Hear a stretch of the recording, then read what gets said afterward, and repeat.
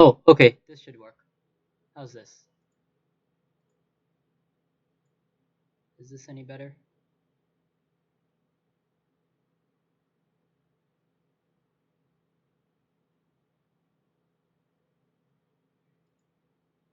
Right, yeah, stream delay, so you won't hear for a second.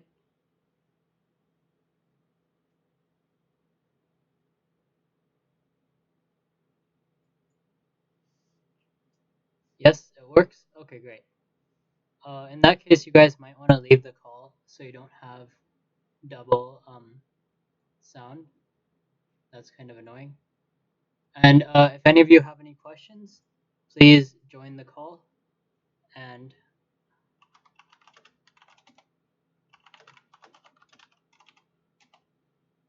if any of you have any questions, you can join the call then and just ask whenever. You don't have to, you can interrupt me. I'm fine with that. And yeah, so we can get started. So it would be cool if you guys could all grab yourselves some paper. I'll be having you do questions. The topics today are topics one, two, three. Sorry, one, two, three, 4, 6, and 9. I think. Yes, 1, 2, 3, 4, 6, 9 as topics. The sound keeps switching from volume spikes and oh, for fuck's sake. Okay. Audio input is using my computer mic. That is the problem.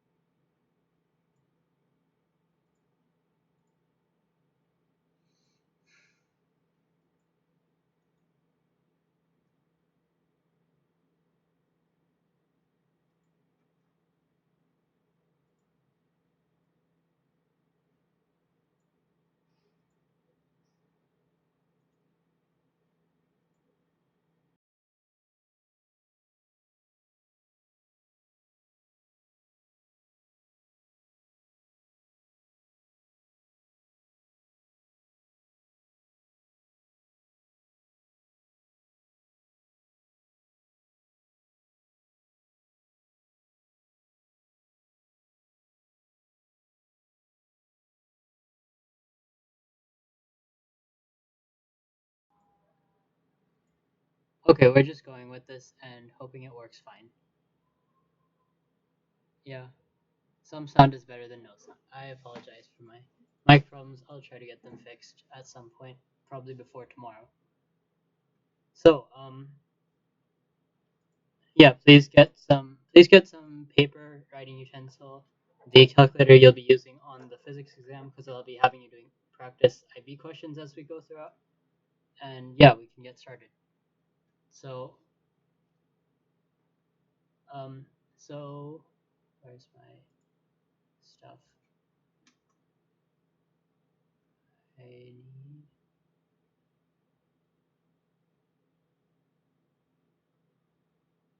Oh, and yeah, if so I took physics SL myself, and then I learned a lot more physics afterwards. And I tested out of physics in May of 2017, which means it's been a little while for me. So I know physics. I'm planning to do a physics major, so I'll know all the material, but I may not remember. I may not know what to talk about some of the time. If I forget to mention anything, or if there's anything you're confused about that I don't talk about, just ask, and I will probably have just forgotten that IB wants you to know about that. So with that out of the way, let's start. So topic one um, is where's my paint? Okay, so topic one is mainly about the about measurements and uncertainties and things like that. It's not gonna come up a whole ton on. I need a third screen. Anyways, how do I do this? Give me a sec.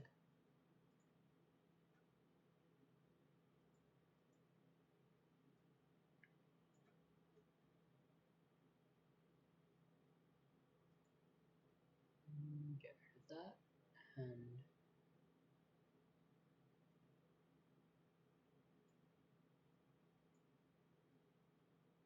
yeah, topic 1 questions are mainly on paper 3. The first part, okay, yeah. They don't really come up at all on paper 1. You'll find them sometimes on paper 2, I think, and often you'll find them on paper 3. Um, they'll have to do with they generally the main way you'll see topic 1 related things is significant figures.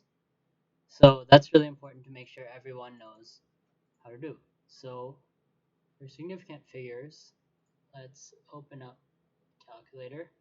This is my calculator, Desmos. You all can use your own calculators, which are probably less cool than mine, but IB doesn't let you use Desmos. I know it's tragic. So let's see. So let's say we're adding two numbers, right? What's two numbers we can add? Let's say we have to add 931.5 plus 1863.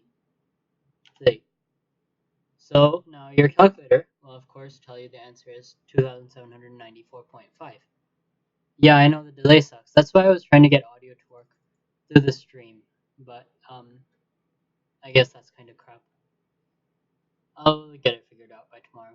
Anyways, so uh, that equals 2794.5. Yeah, but you can leave voice call if you want to use the YouTube audio. But as you said, the YouTube audio is going to be my laptop mic's audio, which is not the best quality. But yeah. Anyways, so your calculator will not have do sig figs for you. You have to do it yourself. So what is the correct answer here? Can someone tell me? How many sig figs should this be up to? And I don't. I'd prefer if you answered in the physics revision chat because I don't really want to have to open another window to look at both chats at once. Can I pop this out? Pop out chat. Is this gonna like cool new moderation? YouTube's literally told me that like 20 times now. How do I get rid of this? That's not what I want. This is terrible. Anyways, um, okay, I'm watching YouTube chat as well now.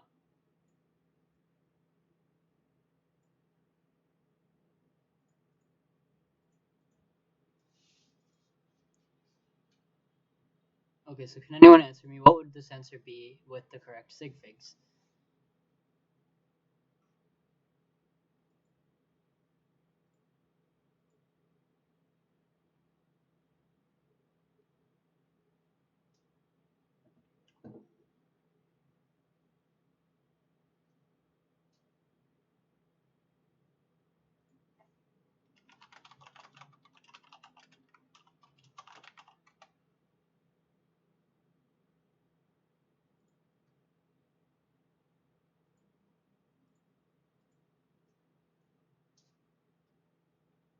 $2,795. That is correct.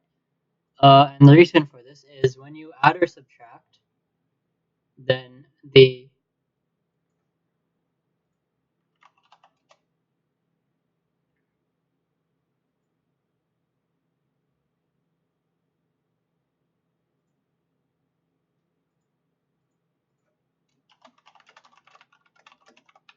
when you add or subtract, then the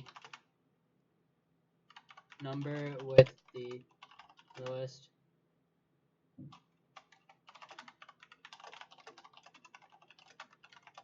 significant figure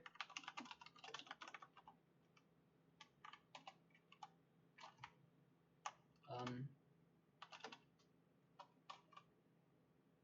will determine the last sig fig in the answer. Yeah, so like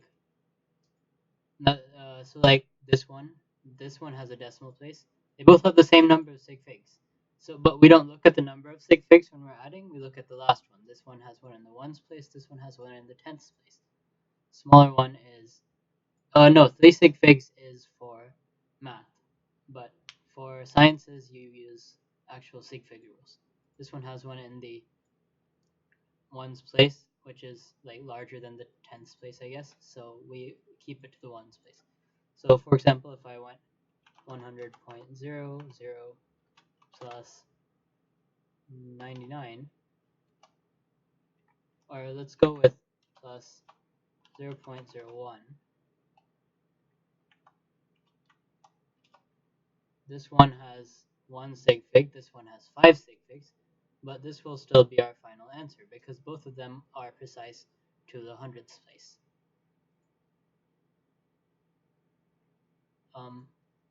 So let's say instead we want to multiply or divide. So now let's say we have 100.00 divided by 0.01. So now our answer is going to be 10,000. Can someone tell me how many significant figures we will keep here?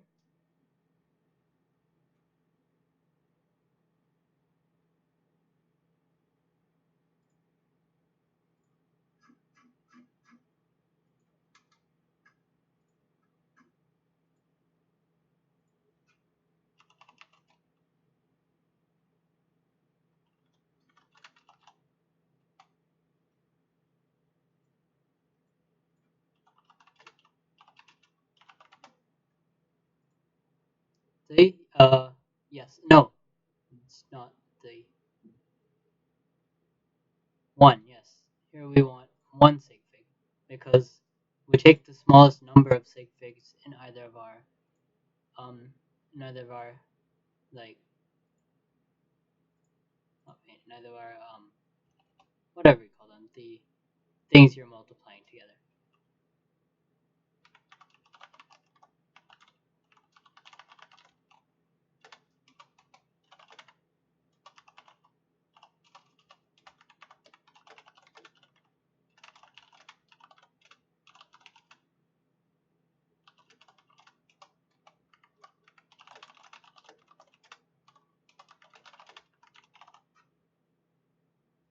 Should be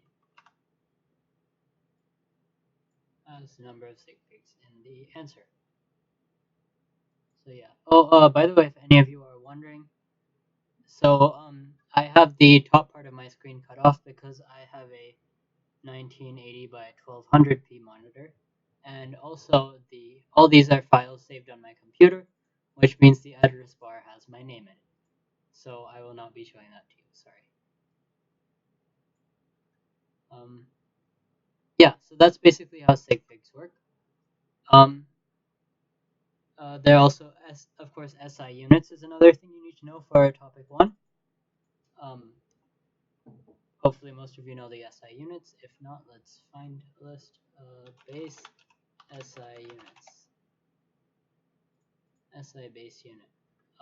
There's the meter, M. There's the kilogram, kg. I have trouble not reading that as kilogram myself.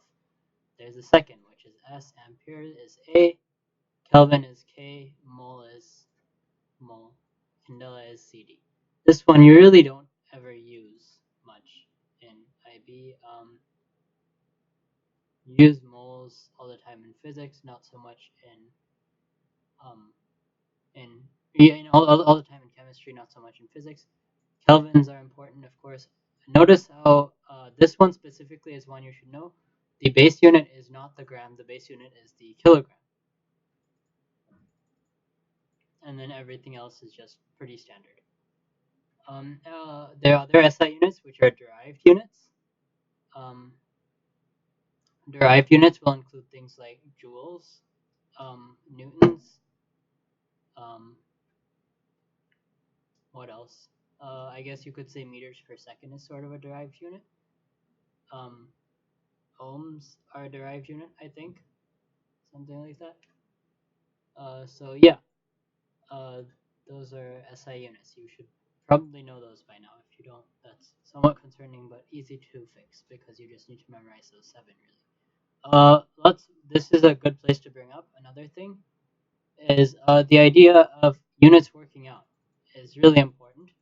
Whenever you answer a physics question, you can also check and see, are the units of your answer, when you like ran through all the formulas and things, are the units of your answer the correct units that your answer should be in? If yes, that's great. If not, that's an easy way to tell that you might have messed something up along the way. It's also, if you don't remember a formula or you can't find one in your data booklet, there's not all the formulas are in there. It's an easy way to kind of consider how would you go about this, even if the formulas aren't exactly there. A good example of this is not in IB specifically, but whereas F equals MA exam. This is a US physics team thing. Sure, that's the 2018 one. There's a good units workout question. I'll have you guys do this and know that the answer to this lies in making all the units nice and fancy. This is a great test, by the way, if anyone wants to practice mechanics. It's called the F equals MA examination, put on by the American Association of Physics Teachers.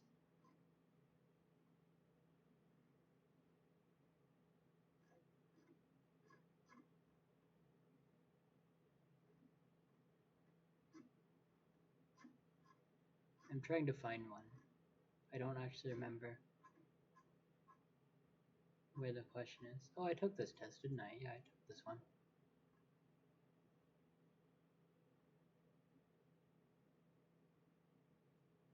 Okay, well, that's not going to work out. Anyways, basically just make sure the units always work out for your answers, and you should be good to go. That should help a lot. And it's a really good trick that lots of people use to make sure their answers are at least more likely to be correct. It eliminates the possibility of accidentally multiplying something extra in or forgetting to multiply something in, because then you would have left out the unit as well. So basically, the only way you'll mess up then is either forgetting a coefficient with a unitless coefficient. Most coefficients have units themselves actually, or by forgetting to, or by like making a computation error, plugging stuff into your calculator incorrectly.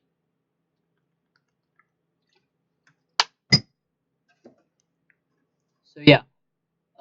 Then of course there's the more difficult part of topic one that most people dislike a lot more, which is uncertainties and errors. So um, there's always there's random and systematic errors, of course, and then there's different types of uncertainties and error bars. These generally are more a thing for your IA than the exam itself, although sometimes IB does tend to put questions about that on the exam. If this loads, I'll find a question for you guys to do about error bars.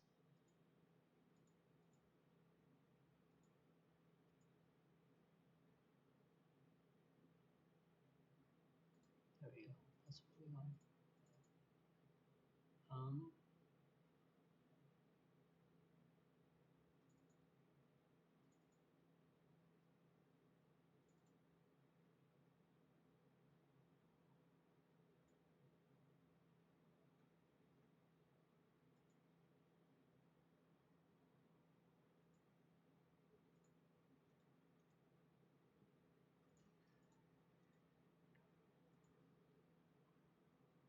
anyway,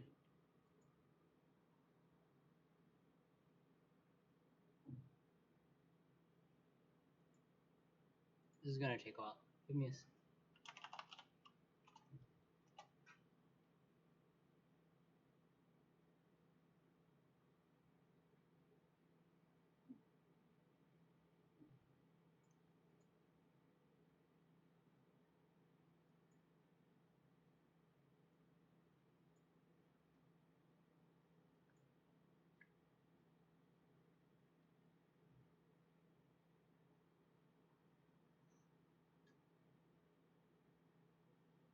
Where did that go? Okay.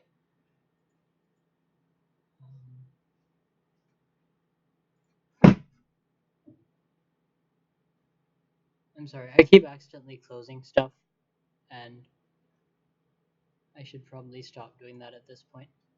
Can you show an example of how to convert a unit from one unit to another. For example, like gigameter to nanometer.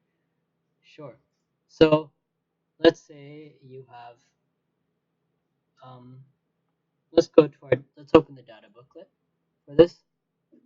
The data booklet has a list of units, I think, in it, and we can use that.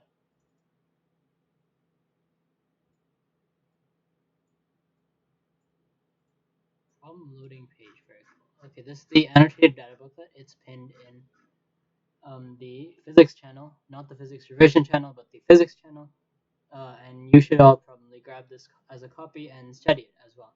That's another good thing to have studied for the test. See, it has notes on what all these symbols mean and what each equation is for, which is really useful for you to understand since this is going to be the only resource you have aside from yourself when you go into the testing room. So let's say we want to convert a number in gigameters to a number in nanometers. So we can pull out our calculator. Let's extend this a bit. There we go. Give me a sec. Okay, we can extend this a bit. So let's say we have a number like 40 gigameters. They give us, right? So now 40 gigameters is going to be 40 times 10 to the ninth, according to our data book, meters, right? So if we want to convert this to nanometers, well, first, now I converted it to its base unit, meters. Now I want to get this in terms of nanometers.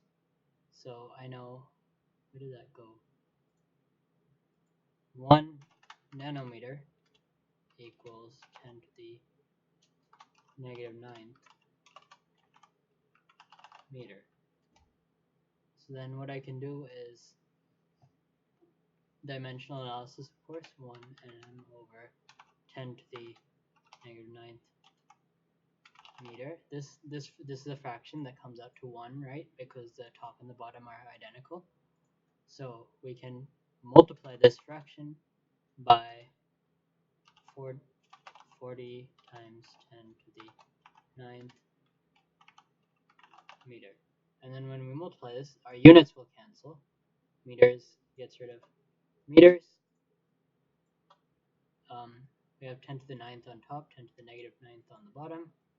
We can remove nanometers, so decimals can actually do this. We have 4 times 10 to the 19th nanometers. And that will be our answer. So that's how you convert from one unit to another, like that. Where did this? Okay, so then as far as there's one other thing I wanted to bring up as far as uncertainties and errors come up, which is that they have some things for this in subtopic 1.2 in the data booklet. It shows you if how a little bit at least of how to propagate errors. So if y equals a plus b, then delta y equals delta a plus b. So this is so you can read this throughout this is again pinned in the physics channel. I suggest you all give it a read. And this comes up sometimes in paper 2 questions mainly, I believe. It might be paper 3, but I think it's generally paper 2 questions that have uncertainty and errors. They'll have you like plot graphs. They'll have you to find uncertainty in like that's paper 3, isn't it? I think that's paper 3 actually. They'll have you find uncertainties in graphs and equations, stuff like that. So then there's topic 1.3 is just vectors and scalars. So you need to know what a vector is. You need to know what a scalar is. A vector is a quantity with both magnitude and direction, and a scalar is a quantity with just one value. So let's say you've got a vector like this one. Let's say you have an object launched off a cliff at this angle theta. So now if you want to find its y velocity, you can take its total velocity and multiply it by sine theta, because sine theta gives you the height and cos theta gives you the base of this triangle, imaginary triangle we can draw. Let's draw this out. There we go. Sorry. So now, say we thought that's its velocity vector. Okay, velocity vector. That's how you symbolize that it's a vector. V is velocity. So now let's say we want to find its. This is going to be v sub, or yeah, we want that v sub x equals. This is going to be theta. V sub x equals v. That means magnitude. So we take the magnitude of our velocity vector and then multiply it by sine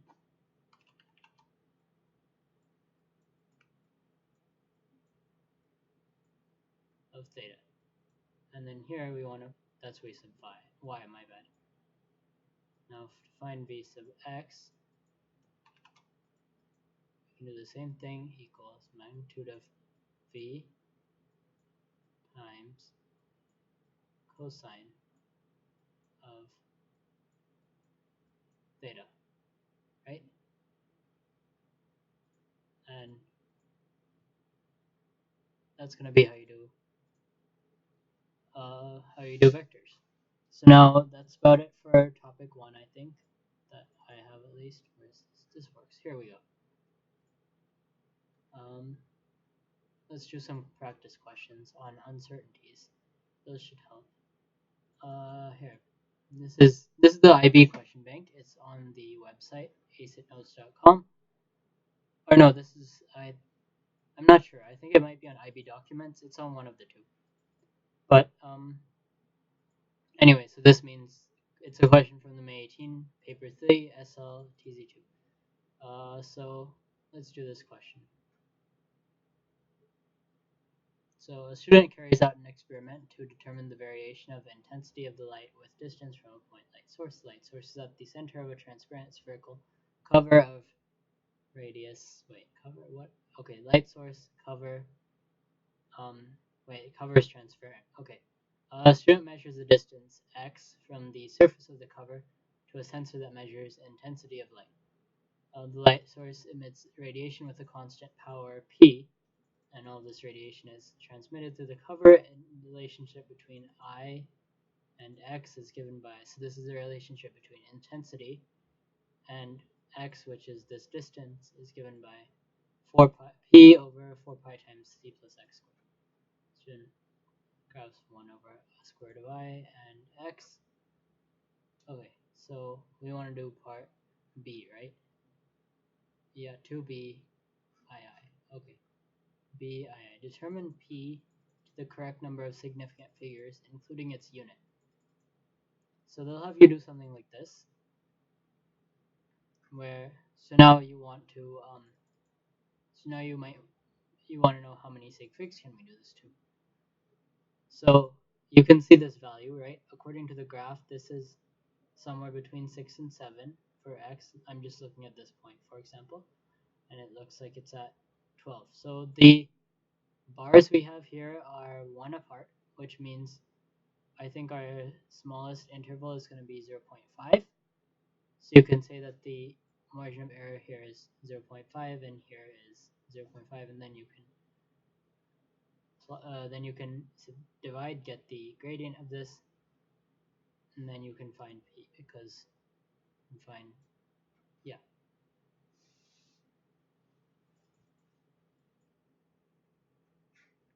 So that's how you, so this is an example of a question that you'll have uncertainties in. Does everyone understand how it works, or should I do this question out? Because this is going to be a lot more math based than uncertainty based until I actually. Should I do it out?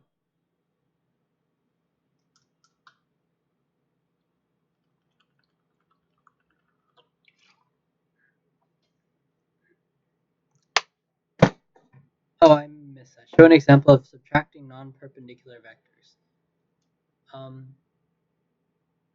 Sure.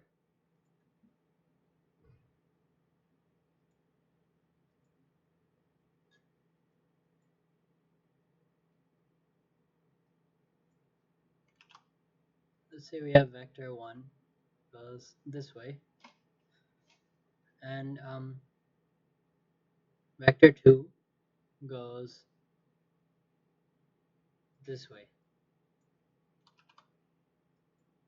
So vector 2 is smaller than vector 1. This line is smaller. It's pointing down in our coordinate plane. I'm just going to draw a coordinate grid. Y, X, that's vector 2. This is vector 1. So I can call this A, call this B, right? So let's say we want to subtract these. So for A, we need a value. We'll have this in terms of X and Y. So A will be, let's call this 6, 1.5. How does that look? Does this work? This works great. B will then be 0, negative 3. So let's say we want to add these first. If we add these, we can just add the first value, add the second value, and we get the answer, which is going to be 6, negative 1.5, right? We can do this out by showing that's close enough. If I put this right here, and then the net vector is going to be something along the lines of this, which is roughly, it's going to be the same x value as this one. As A, it's going to be about the same angle from the horizontal. It looks like it's basically 6, negative 1.5. So we can put that back actually. Let's say we want to subtract them instead. So when we subtract them, it's basically the same thing as adding negative b, right? So we can take b, rotate 180 degrees, there. Now we can, okay, rotate 180 degrees, we can put it here. We're now adding a and negative b. A plus negative b is the same as a minus b. So what is this going to come out to? 6, 1.5 plus, plus negative 0, negative 3,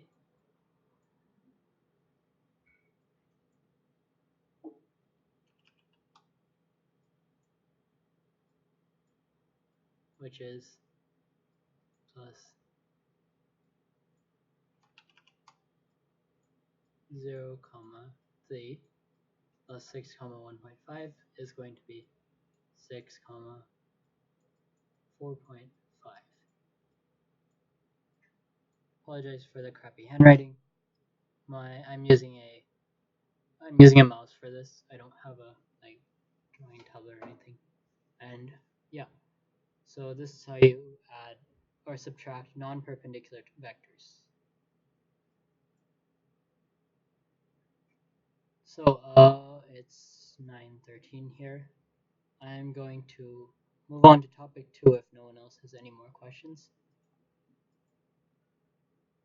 Where's my, there we go. Okay, does anyone have any more questions, or can I move on to topic 2? I'm going to start grabbing my stuff for while someone answers.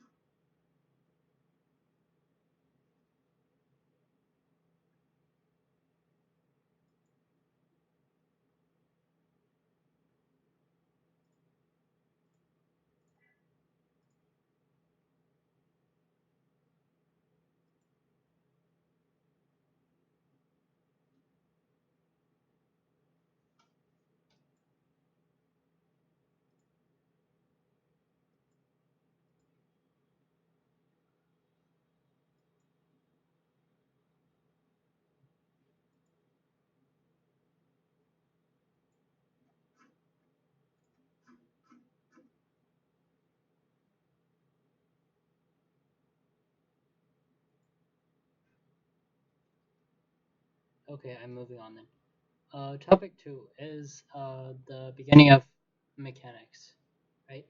Um, okay, I guess it's all of mechanics actually. So topic 2 is so there are a couple of things. Basics of mechanics are going to be, of course, the Suvat equations, or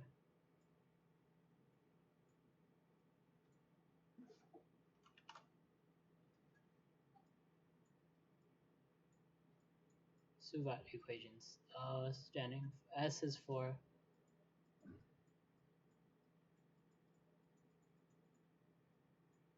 position.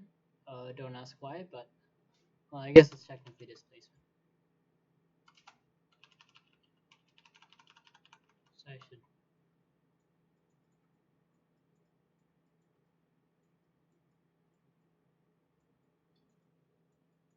U is going to be. Why didn't I do this in Notepad? That should be a bit easier, right?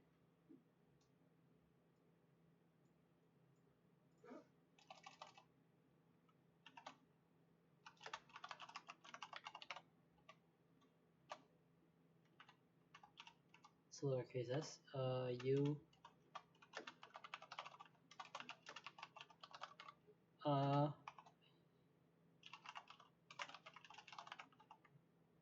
wait. Initial velocity.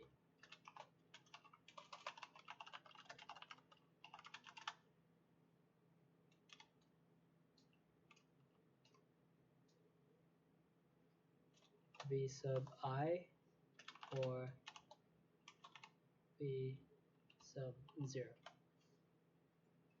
So lowercase v.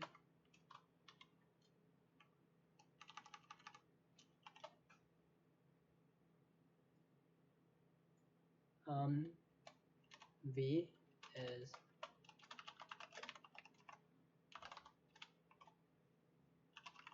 times written as V or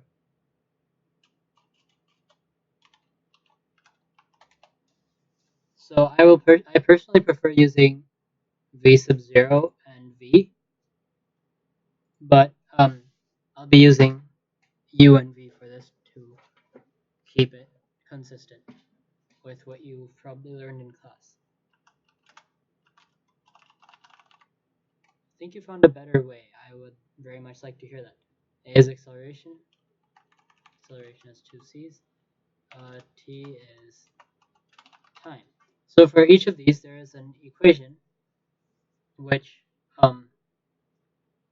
doesn't have it. So the equations will then be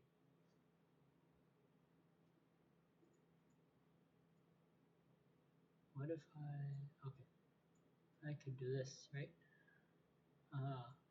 There's like an eraser, but I don't know how to use paint. So the equation without displacement is going to be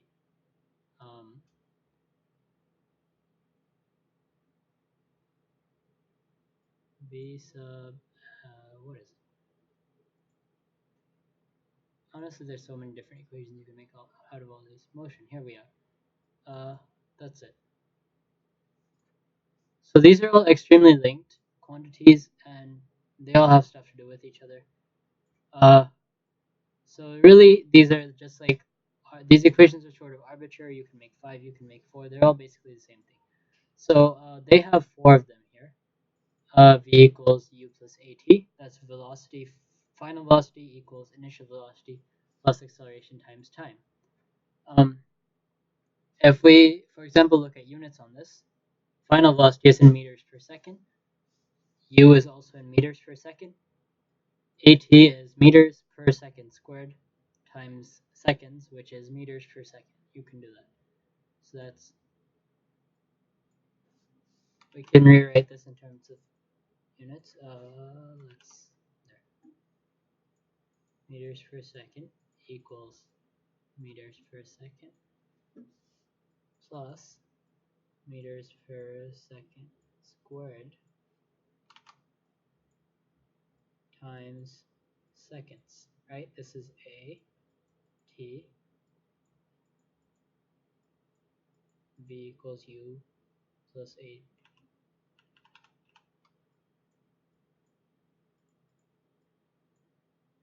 v equals u plus at.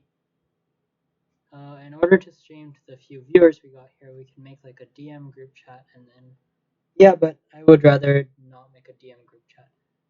This was all to avoid that because the problem is that then if we get more people, which I'm assuming we will, most people are only going to be here for waves later on and topic 9. So yeah, and also this should be on the IV server. We won't be doing that, sorry. So then seconds and seconds cancel, so then you have meters per seconds. The units all work out, see?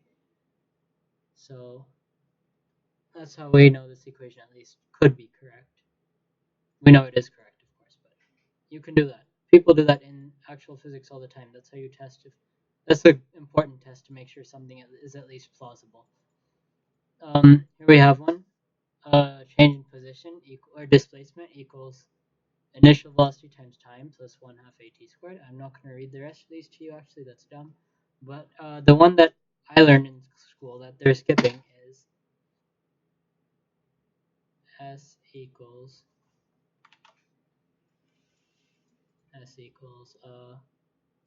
Vt minus 1/2 a t squared, which is very similar to this one.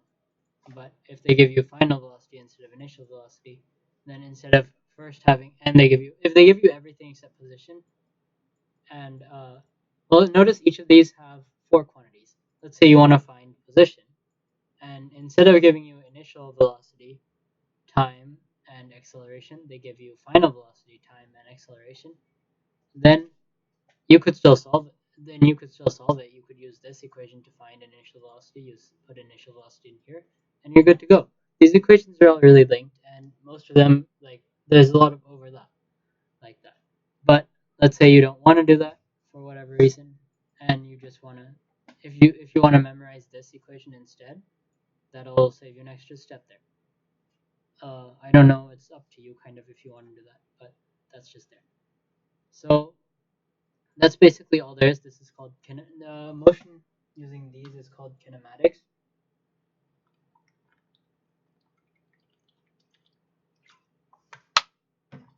And yeah, that's a pretty big part. And is it possible to view this review session later? Yes, it is.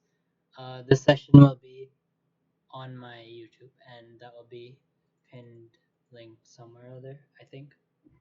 I mean, it will definitely be possible. I'm not sure how yet, and I will probably tell you guys that once I can confirm. Also, you should get roles by going to the Get Roles channel, which you were told about in information which you must have read to get the verified role. And yes, that will help us understand what you're doing in IB. So, all that aside, that's all just kinematics, which is just based on things with constant acceleration. And yeah, all of these, any question where you can use these equations, acceleration has to be constant. Remember that. If acceleration is ever not constant, these don't apply.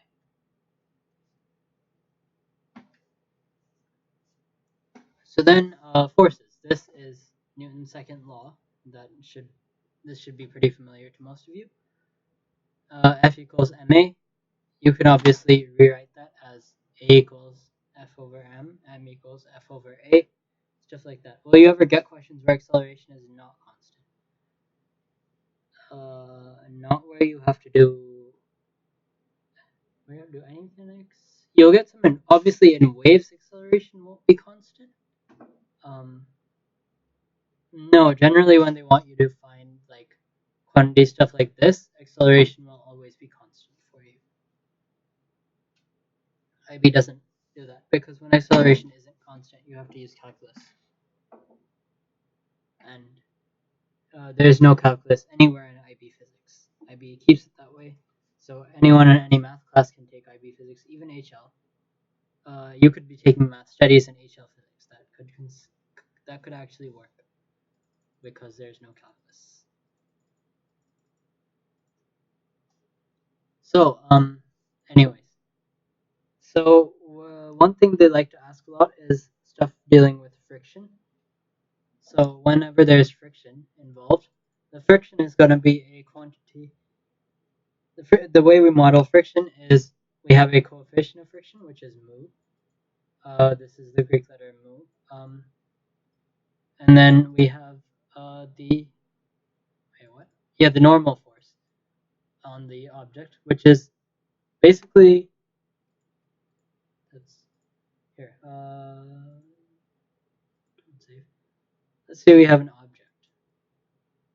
It's going to be sitting on a flat surface. It's actually on the flat surface. It's not levitating above it. I'm bad at drawing. So now, if we draw a free body diagram, which is another concept you should be familiar with, there's a force of gravity on the object downwards, which is going to be F equals ma, right? So A is going to be a quantity known as G, which equals 9.81. And then you multiply that by the mass of the object, right? So it's going to be, let's say the object has mass capital M. So we're going to have 9.81 M is going to be the force of gravity. Super quick question. When drawing a diagram and we are labeling the forces, do we need to make the force signs from the center of the object or the edge of the object? Yeah, you generally do it from the edge of the object.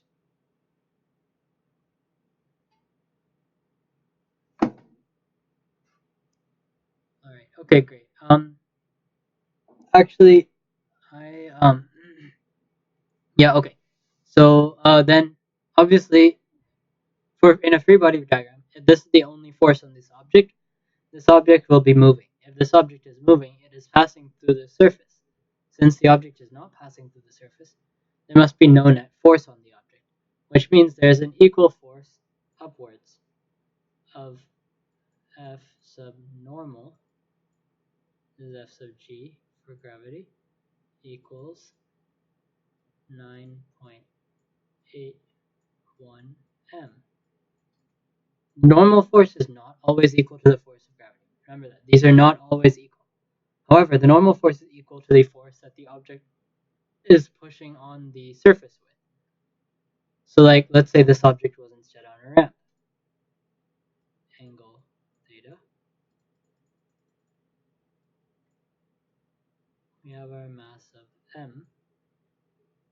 There's a force of gravity on M. Yes, both arrows should be roughly the same size if it's in equilibrium.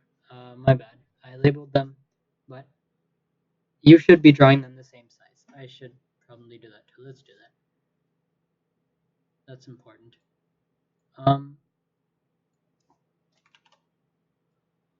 Does that look about the same size? That looks about the same size to me. Anyway, so here we have, this is going to be F sub G, which again is 9.81 M. Now, there's going to be a normal force on this because it's not going downwards and phasing through the ramp. The normal force is perpendicular to the surface of the ramp. The normal force is always perpendicular to the surface. So, what is this normal force? Well, let's rotate this whole thing a bit.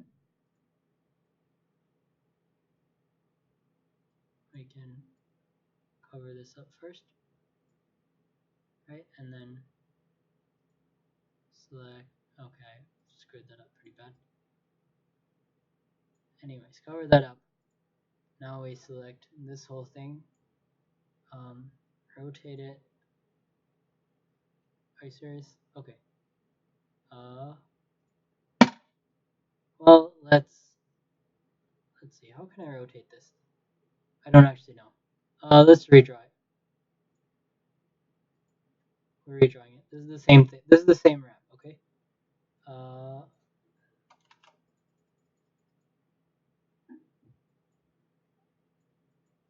This is the ground. Okay. We're looking at it a bit sideways. This is the normal force. This is the force of gravity.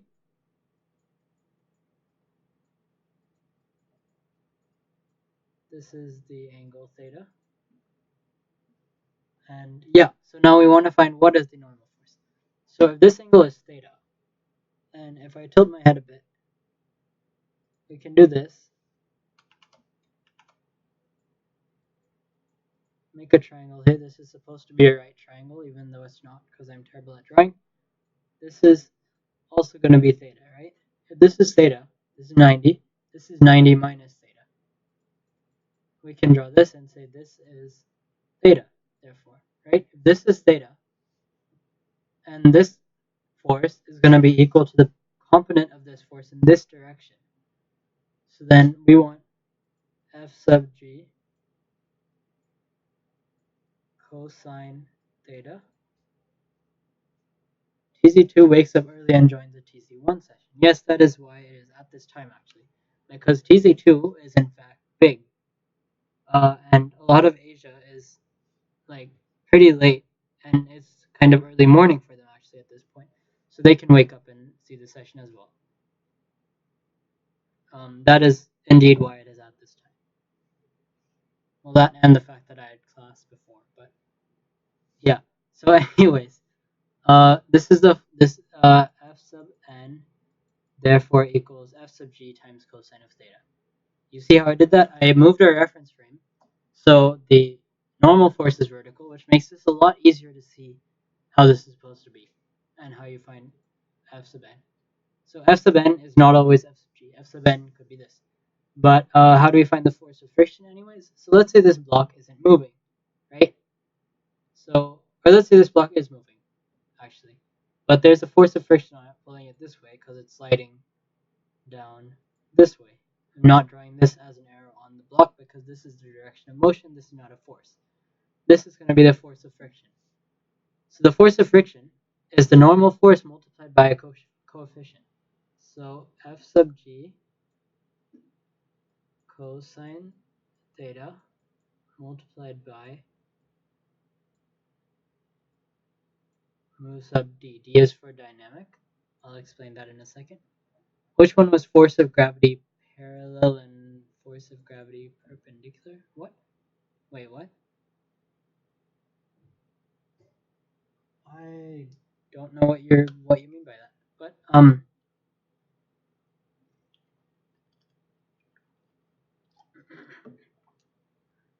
literally not going to talk to anyone for the next 3 days. Actually, I do. I have another revision section tomorrow. That's going to be hard. Anyways, anyways, there's two forces of gravity, right? No, there's one force of gravity that has vertical and horizontal components, if that's what you mean.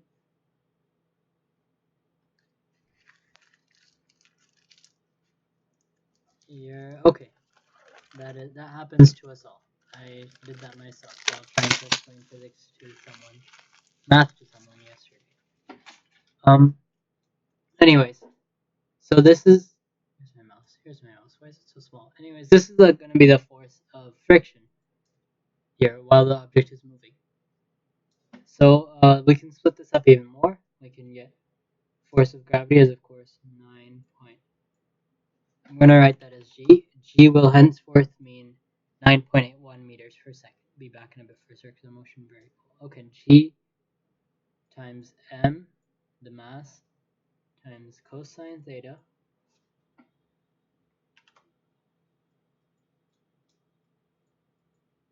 times mu sub d.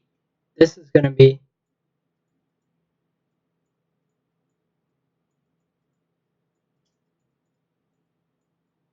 the force of friction. Okay. In this case. So now back to static and dynamic friction. So basically, the way friction works is friction is going to be a force that is opposing the direction of motion, right? But let's say we have an object on a ramp again. No object on a ramp.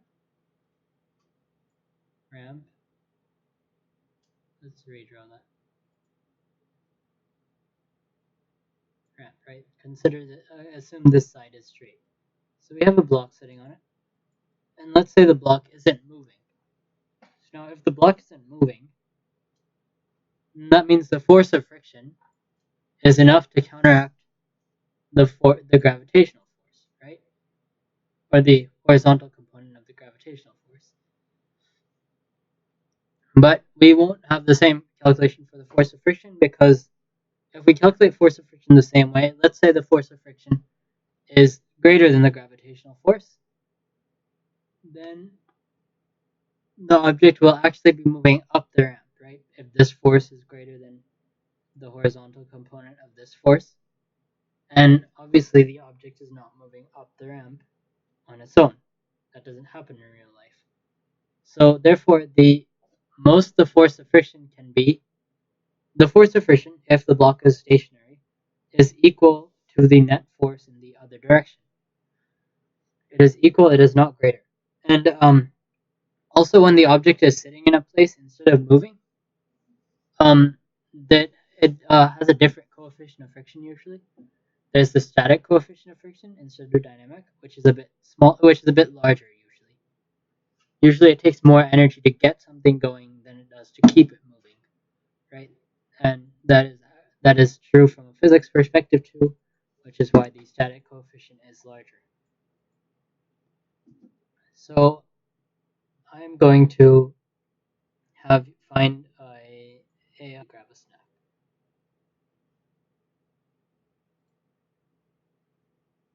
Can everyone read the text? Let's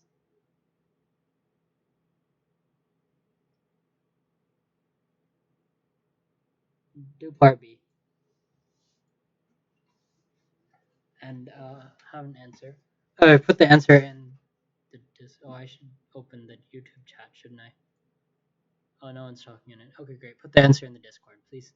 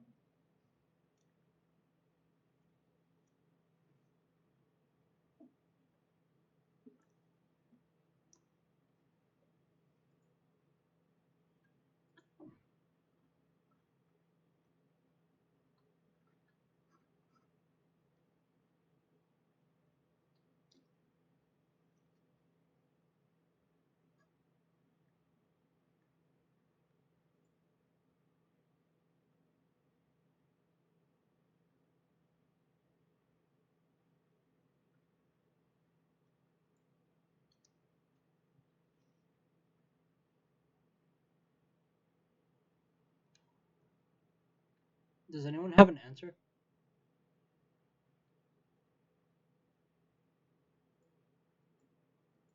Is anyone here?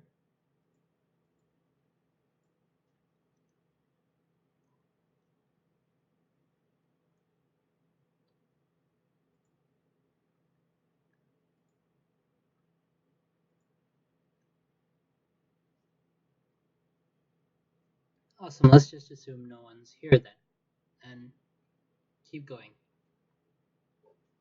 I'll do this myself. And yeah, okay. So determine the coefficient of dynamic friction between snow and ice during the last 14 seconds of the stone's motion. So the last 14 seconds is between this point and this point. I need to find v. What's v? No, I have part A done first. Okay. Total distance traveled by the stone in 17.5 seconds is 29.8 meters. And this is v. This is meters per second. This is seconds. That means the area under this triangle is meters, which is the distance we want to find. This is 3.5. This is 17.5. Oh wait. 29.8 divided by 17.5. Just a bit confused about the coefficient of friction. Okay. 29.8 over 17.5 is going to give us the height multiplied by 2. So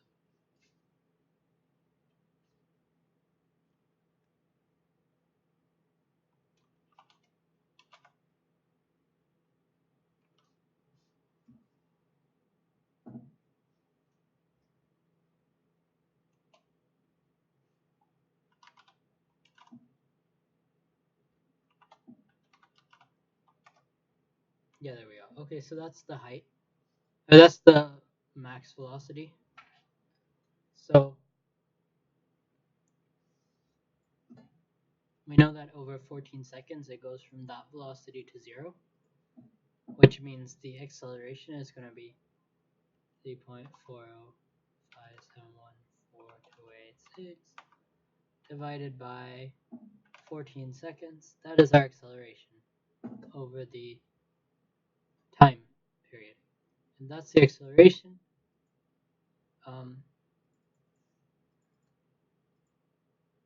So this is a trick. This is the thing they like to ask. So obviously we have mu times mu g. Since it's flat, mu times g times m gives us the force. Mu is unitless.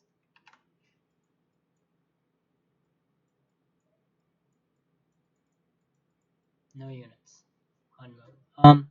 That's the force. So then, but we want to find, we know acceleration equals, and we just want acceleration.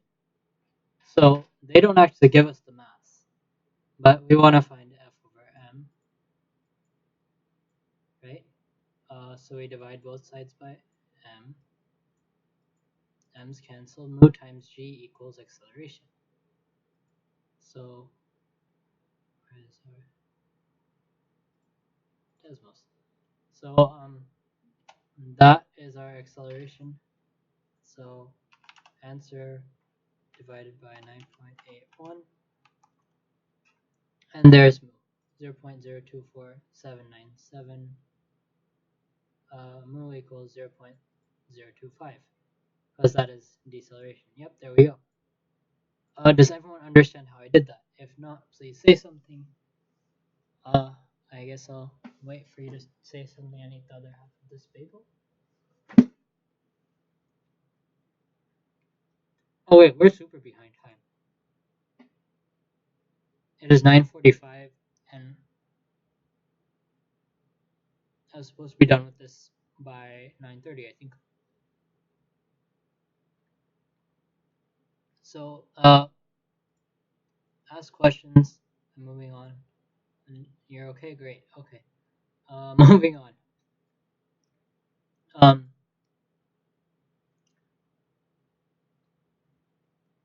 to 2.3, which introduces energy. How come I multiplied by 2 here? Because the formula for area of the triangle has, in fact, a 1/2 in it.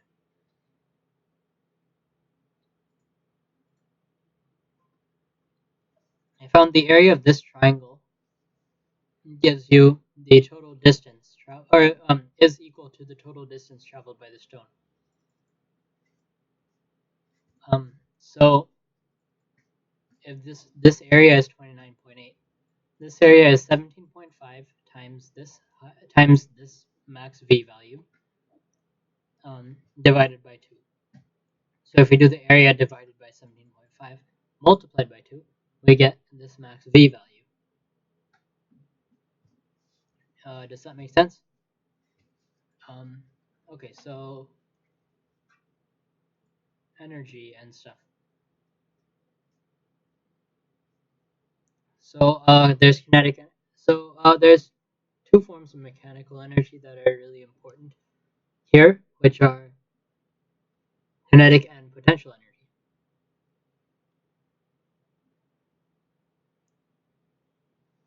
And of course, conservation of energy. So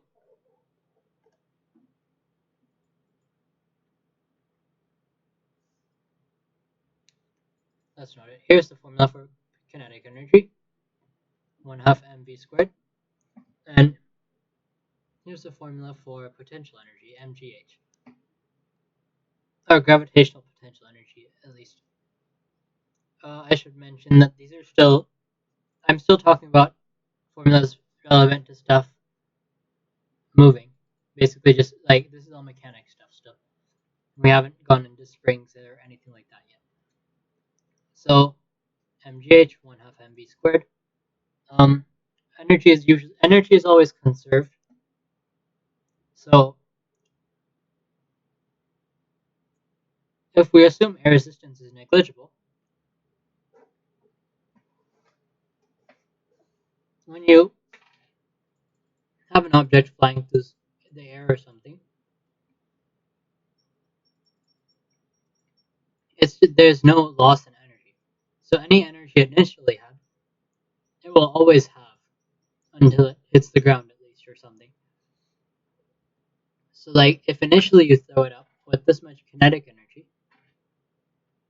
if you throw something straight upwards,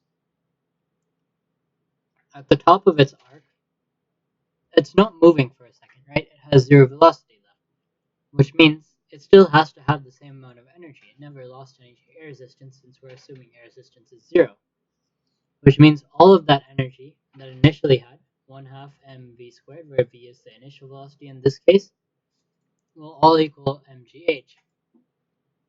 And you can obviously remove the m term since mass never changed there. 1/2 v squared equals g times h. And you can figure out exactly how high it went. And this is another method to do that. Of course, you can also figure out how high it went if you know the initial velocity.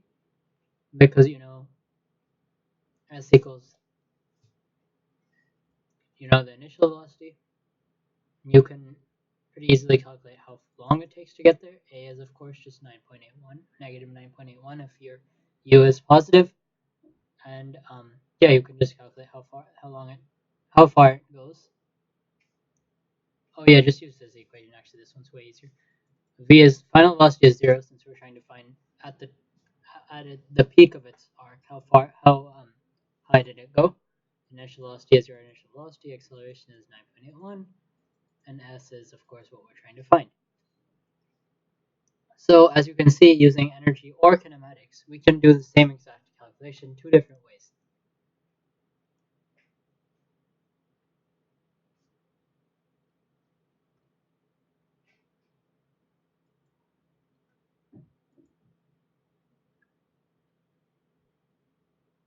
So let's say we have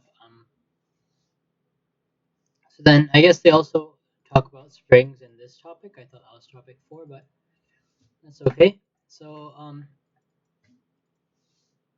for springs, you can have, if you compress a spring or expand a spring, there's obviously energy stored in it. That's also a form of potential energy. It's elastic potential energy, as this says. And here's the formula for that. So I'll just have you do one more question related to this, I guess, before moving on. We're pretty behind. Alright, and I also need to talk about work, of course. So work is, how do I make the sound more clear, like the sound of my voice? Or yeah, I can like keep the mic closer to me, I guess. Does this help?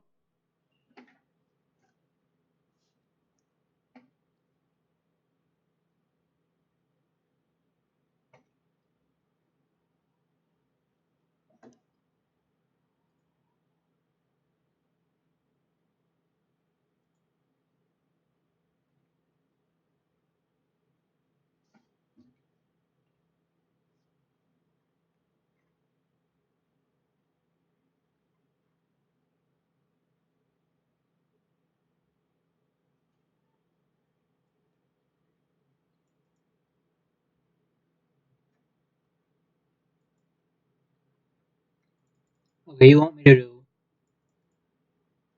this question? Okay, I will do that question.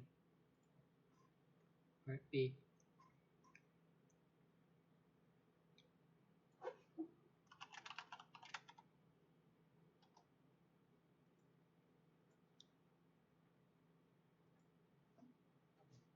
It's probably my side, to be honest, but I'm not really sure how you can fix it. I guess you could try moving to the. Oh, yeah, it's the Wi-Fi is cutting out a bit, just a little bit. It should be fine soon.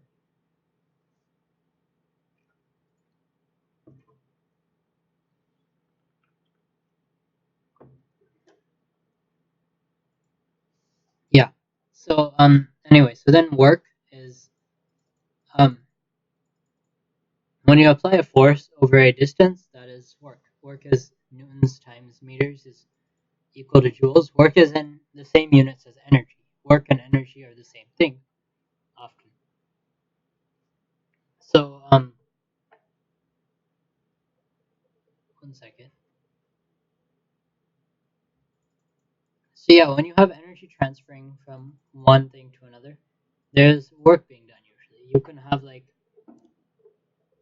when you push an object upwards, its energy is increasing, and or when you push an object upwards, let's say, its energy is increasing, and you are doing work on it. That work you are doing is equal to the amount of energy, to the amount its potential energy increases with. All other things remaining constant, assuming there's no other energy losses. And then power is another concept that they don't really use much, but they want you to know it anyways. Is power is the rate of change in energy with respect to time. So the units is watts, which is a joule per second, which is so 1 unit of energy per 1 unit of time, or how many units of energy per unit of time is power. So I'll have you do some questions. I'll do a question in front of you, and hopefully that'll make it more clear.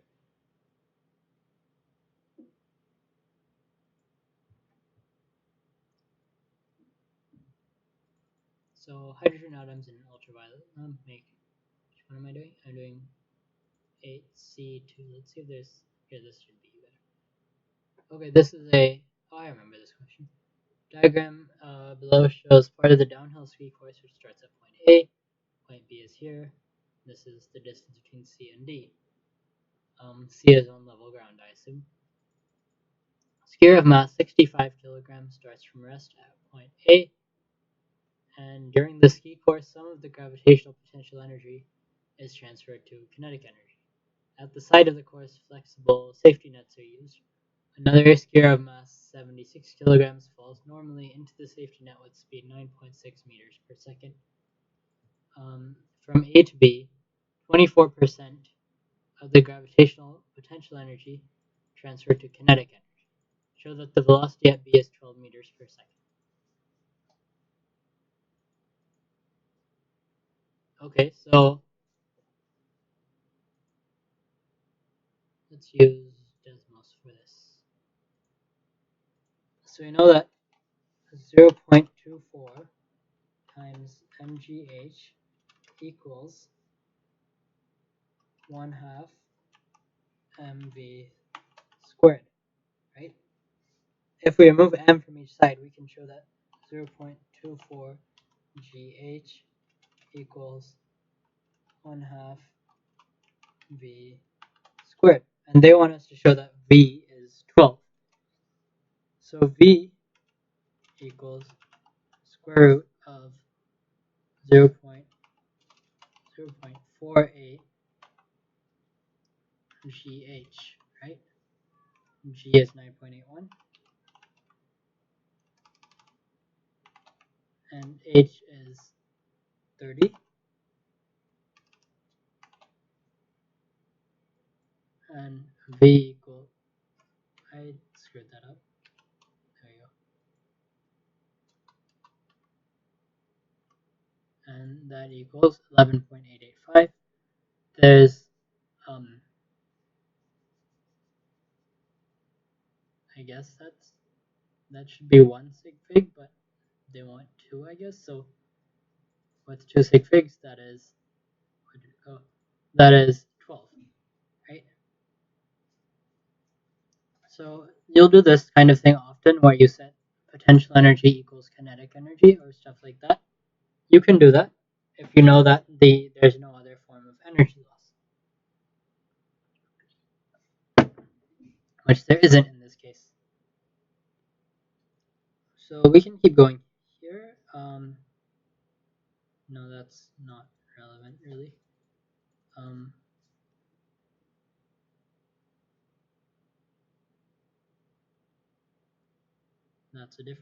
That's topic 6, I believe.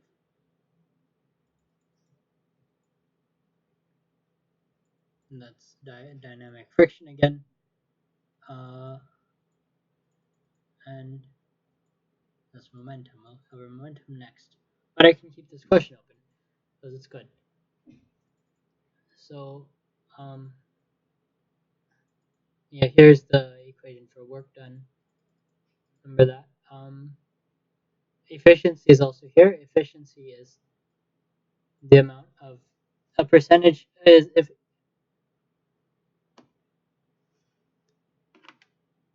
One second. Apparently, my mic has disconnected. I'm using my old iPhone as a mic, and apparently, it's disconnected from the call.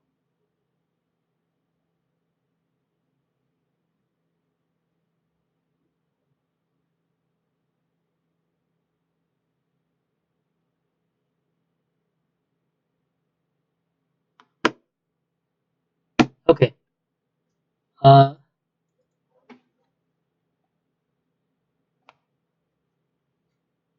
So efficiency is the amount of, it's basically how much of the work or energy, how much of the energy that we put in is actually being useful. So as a fraction, that can be useful work out over total work in, useful power out over total power in. It's really the same thing since the power is work per unit time. This is also per unit time. So the per unit times cancel and you just go. These are actually the same exact thing. So then we have momentum and impulse. Are one second. Where's the calendar?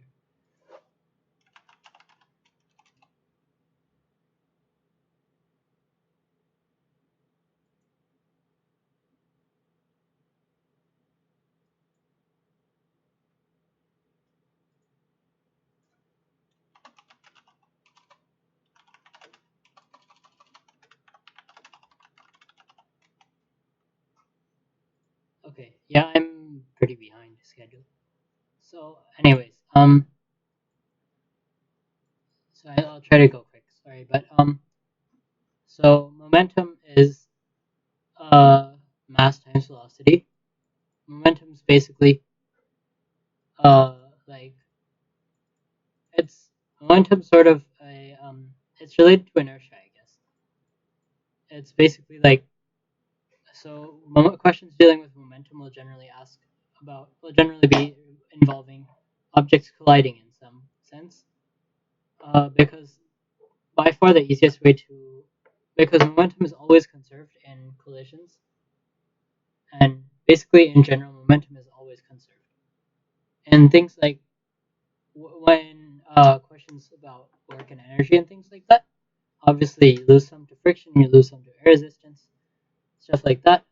But with momentum, momentum will always be conserved. You just have to look at everything. So if you look at if you look at mechanical energy specifically, you'll lose some of it to like other forms like thermal energy. But with momentum, you'll never lose momentum. Momentum is always conserved if you take everything into account. If an object is falling, when it hits the Earth, the total momentum of the object in Earth's system is conserved. The Earth will ever so slightly be pushed the other way.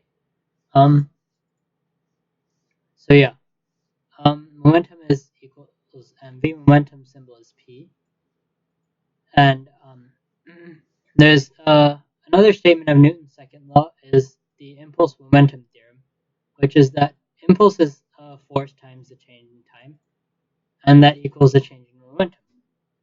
So when you apply a force over a period of time, that's how much the momentum changes. This is somewhat related to this is may look somewhat similar to the work to the formula for work. Work is force times the distance an object travels times the angle between force and distance. So if the force is applied in the direction of motion, then work just equals force times the amount the object moved. And this is force times the time it was applied for instead of the distance. The two quantities are completely different though, and don't confuse them. That's a common mistake people make. So here's a formula for kinetic energy based on momentum, I guess. I have never used that formula or seen it before actually. No one ever expressed it in a formula really. But can I repeat the common mistake? The common mistake people make is often they'll confuse work for momentum or think that they're related in some way when they really aren't at all. They're completely different quantities with completely different meanings. You can't really relate momentum to energy. Work and energy are the same exact thing, however, basically for most cases. But yeah, you can do this though, I guess. And yes, this is obviously the impulse momentum equation rearranged. They divided both sides by change in time. Um, honestly, it's a waste of data book space, but whatever. And yeah, I'll do a momentum question and then move on. What was the question? Right. Oh, and I have to do this. Okay. So calculate the impulse required from the net to stop the skier. This would be the skier who is falling into the net with that speed and that mass. And state an appropriate unit for your answer. So impulse is equal to change in momentum, right? So his momentum needs to be 0 at the end because momentum is mass times velocity. If we want the net to catch him, he has to stop moving once he's in the net, which means his velocity is 0. So final momentum is 0. Initial momentum is 76 times 9.6. So the change in momentum is just going to be 76 times 9.6. 729.6. What's the unit of momentum? Kilogram meters per second. Since it's mass times velocity, the units of mass is kilogram, the units of velocity is meters per second. So units of momentum are kilogram meters per second. So that's our change in momentum. Change in momentum is equal to change in impulse. So it's just 729.6. An appropriate unit for your answer. Well, they want impulse. Impulse is force times time, which is Newton seconds. Though honestly, they should accept kilogram meters per second, I think, since it's the same thing technically. but they might not. I think they won't. Okay, yeah, Newton seconds or kilogram meters per second. This is only a 2-point question. It shouldn't be that difficult. Oh, hi, card. They take either? Okay, great, they take either. Very nice of them. I feel like it would be a very much IB thing if they didn't take kilogram meters per second, but I guess not. Explain with reference to change in momentum why a flexible safety net is less likely to harm the skier than a rigid barrier. So let's think. We know this. You can understand this obviously, like conceptually. If you fall into like a concrete safety net, it's gonna hurt. If you fall into a like flexible net, it's gonna hurt, but it's gonna hurt a bit less.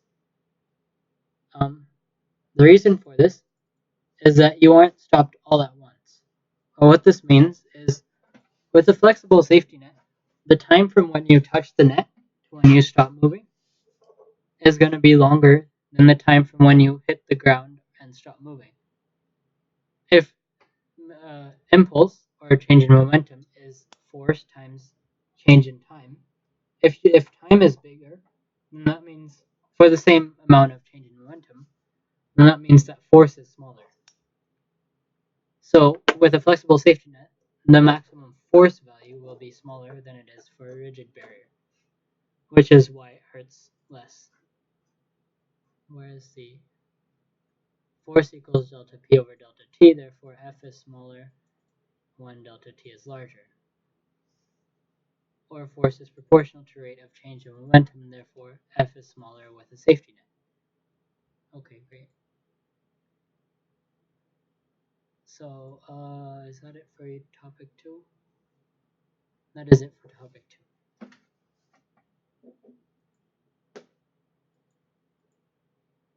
Impulse equals reduce average impact force, extend time of collision. Yes, there we go. Yes, it looks terrible, but it's okay because I can read it. Let's open our original. Does this help? Yes, this works. See, everyone can see this now. It's on the stream. Let's zoom in a bit. Can I not zoom in? I can't zoom in. Where's zoom? That's not zoom. That's not zoom. I can zoom in. You should be able to see it without zooming in, though, honestly.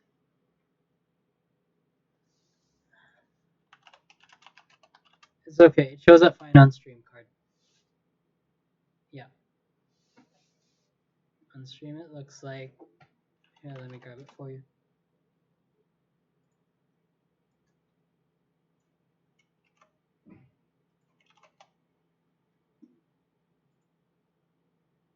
Okay. So that's about it for topic 2. If anyone has questions, let me know. Remember, I am a helper on the IB Discord still, or there are lots of other helpers as well for physics. So even if you're watching the, oh, I need to do this question.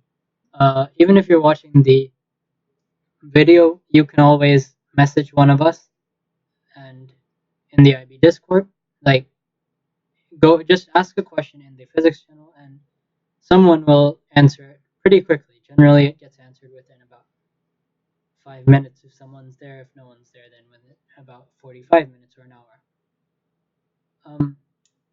Either way, it's pretty quick. So that's a good resource that you should all be using. Yes, physics is the most popular subject to handle statistically. That is definitely true. What was the question I had to do? I had to do part B of this. A glider is an aircraft with no engine. To be launched, a glider is uniformly accelerated from rest by a cable pulled by a motor that exerts a horizontal force on the glider throughout the launch. Glider and the pilot have a total mass of 492 kilograms. During the acceleration, the glider is subject to an average resistive force of 160 newtons. Determine the average tension in the cable as the glider accelerates.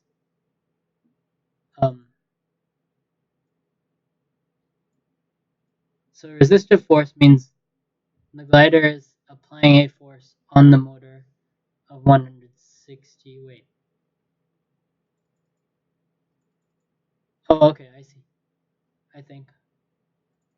So resistive force is the force of air on the glider, and we want to add that to the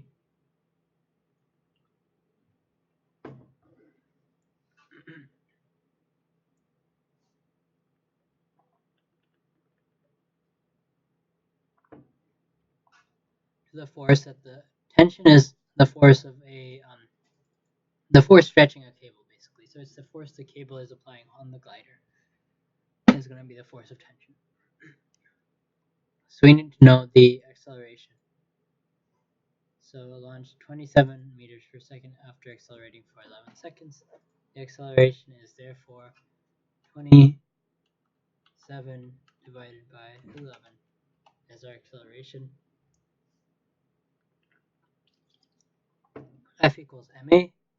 Force equals answer times 492. That's not a 2, that's a 2. Plus 160 is the resistive force. So it should be 1367, 1368. What's sig figs, 3 sig figs, 3 sig figs, 2 sig figs, but I think they want us to take that as sig and 3 sig figs. So I'm going to assume the answer is 1370 newtons. Yeah, 1370 newtons.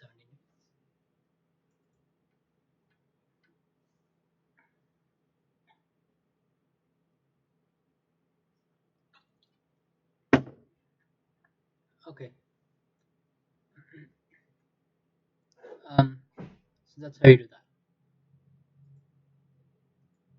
And I will gladly do some more questions after all this is over. But for now, I am pretty far behind, as I have mentioned multiple times at this point. Great. Okay. Topic 3: Thermal physics. This one's fun. This one should be short. I'll try to make it short. Okay. So thermal physics, they're basically okay. So there are a couple of really important formulas for this. Not many, but they're okay. Obviously, not many. There's 3.1 and 3.2. But the main ones you want to know are they're really like there's one main type of question they ask for 3.1, and they'll ask lots of variations. But the main thing they'll ask is objects changing in temperature, and when an object changes in temperature, and how much energy is gained or lost. Or like if two objects are at different temperatures, what equilibrium temperature will they reach? So Q is energy. Energy equals M mass, C specific heat capacity, which is different for every material.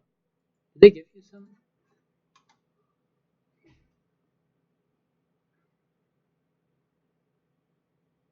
No, you don't have to memorize them. Don't ever worry about memorizing those. Maybe memorize the one for water. That one's nice to know. C values are usually given in the question. Yeah, if they're not given, that's what you're trying to find, of course. But they should. It's going to be one of those two. And Q equals mL, where L is the latent heat capacity. So if you look at let's look up energy phase diagram. What's it called? Here it is. So look at the diagram like this. Then notice how the object, as you add more and more energy, the object increases in temperature. And then it stops increasing in temperature as it freezes or melts, depending. Let's say melts because they're increasing energy. Then it increases in temperature. It stops as it changes phase. It increases in temperature. So this is going to represent an increase in potential energy. And these are going to be increases in average kinetic energy, since temperature is a measure of average kinetic energy. Sort of. Sort of. Okay. There's a lot more to it than that, but that's all in advanced. That's all a lot more advanced and out of IB scope. So just imagine temperature is an increase increase in average kinetic energy, and phase changes are increases in potential energy. So this is going to be mc delta t, c as a constant, m as the mass, and as delta t increases, q increases. This is going to be q equals ml, mass times latent heat is a value that tells you, here I guess it's 40.65 kilojoules per mole, that times the amount of moles we have. Well, in IB physics, they like to give latent heat in terms of grams or kilograms, and they'll give you how many grams or kilograms of substance you have, and then you can use that to find the amount of energy it takes for the phase change. So I think it'll be this will make a lot more sense if I do a question.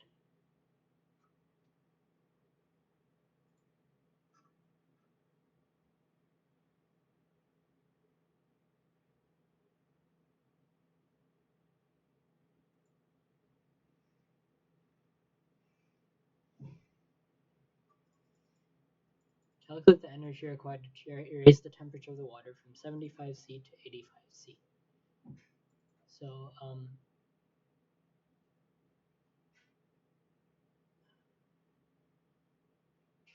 this is a lot of work. Let's find a more basic question. Which expression gives the energy needed for this change? This is perfect. Okay. So, okay, thanks. It's already telling. The answer is obviously C because it says so right here. But let's do this up. So, mass m of ice at a temperature of -5 C is changed into water at a temperature of 50 C. So, specific heat capacity of ice equals C sub ice, water, C sub water, latent heat of fusion. Fusion means melting or freezing. Vaporization means boiling or evaporating. Why they call it fusion, I don't know. Why they call it vaporization, that one makes a little more sense because it's turning into a gas from a liquid. But anyways, I guess it's fusion because it's turning into a solid, fusing together. Molecules are fusing together. Anyways, you should know that. So how do we calculate this? Well, this is going to be, if we look at our diagram, this is going to consist of 3 different. Let's copy this and stick it in Paint.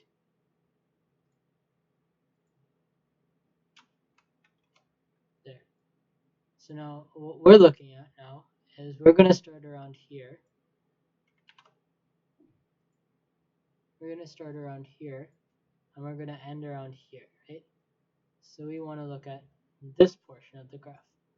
So as you'll notice, we're going to have to add 3 different values together. This value, this value. Let's do that. Purple is nice color. This value, and this value need to be added together. So this value is going to be mc delta t.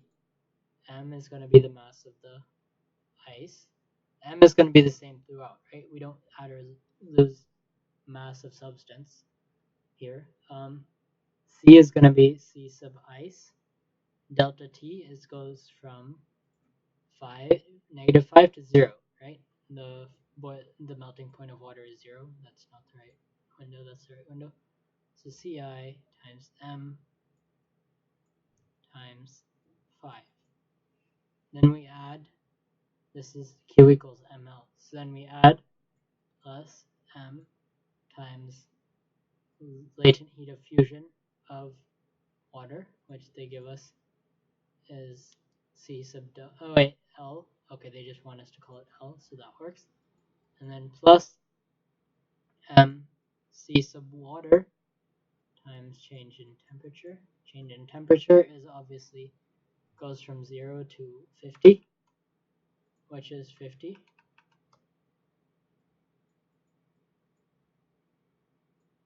So that is how we find it. 5 MCI plus 50 MCW plus ML. There we go. Our answer is C. So this is a pretty simple question. This is a paper 1 question for SL. let's look at a more standard question that they like asking is going to be, this is also pretty nice. That one's easy. Conceptual.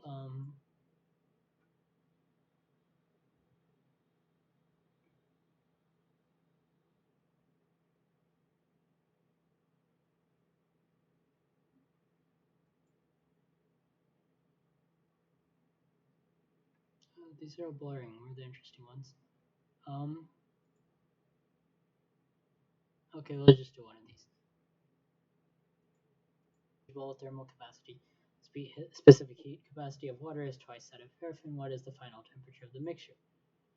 So, let's pull up paint. Don't say.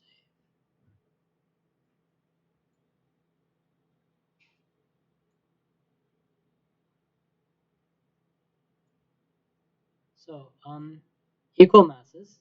So we can just ignore m. Then m is always the same. So the way we do this is we set the energy lost by water is equal to the energy gained by paraffin, right? So the energy lost by water is going to be mc delta T. The energy gained by paraffin is going to be mc delta T of paraffin, right? So we can write P paraffin and W for water. So m's are the same. We can cancel this. C for water is twice that of paraffin. So 2C delta T equals C delta T. We can get rid of C's since C means the same thing on both sides.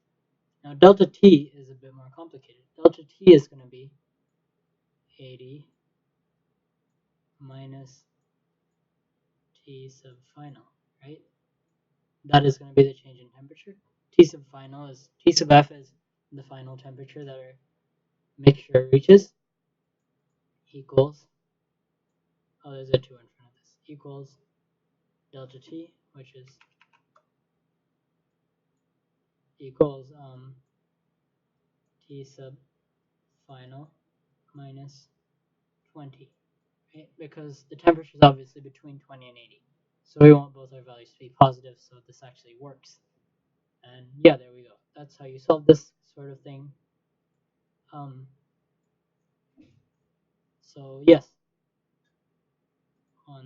what's that? 160 minus 2TF equals TF minus 20. 180 equals negative, no wait, 160 minus 2TF equals TF minus 20. 180 equals, say, TF equals 60, right? 60 degrees Celsius is in fact D. There we go. That's the question. So these are not too difficult. These shouldn't be too difficult. I can work through a bunch more later on if anyone wants me to. But otherwise, I'll move on for now. So then there's gases, which is topic 3.2. So there's the ideal gas law is the first thing that comes to mind. PV equals nRT. Know that. N is the number of moles. The average kinetic energy per molecule of a gas is 3/2.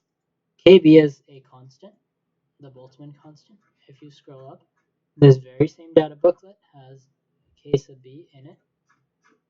We can scroll back down to see where it's used, right? Equals 3/2.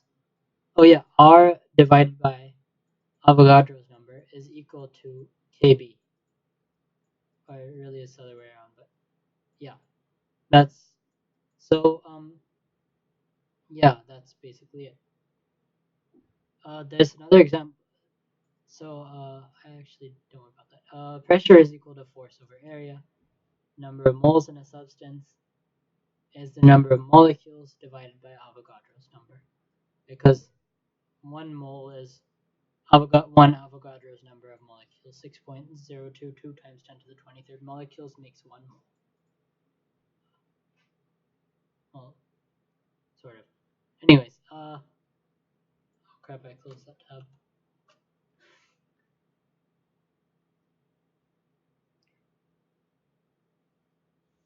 Let's do a question and then I'll move on.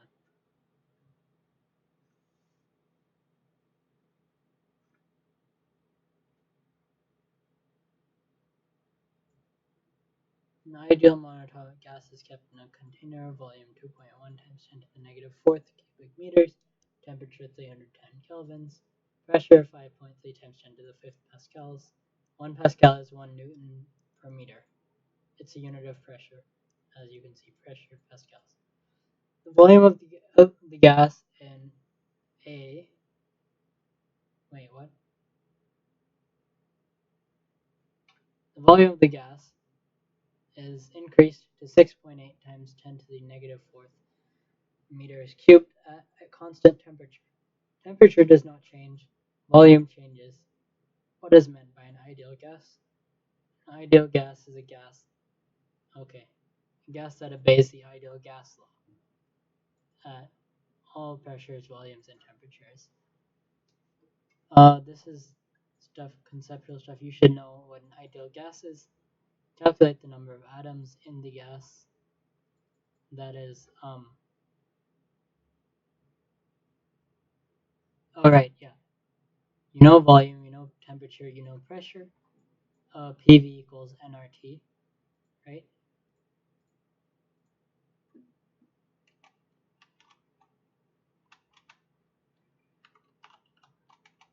So then pressure is 5.3 times 10 to the fifth.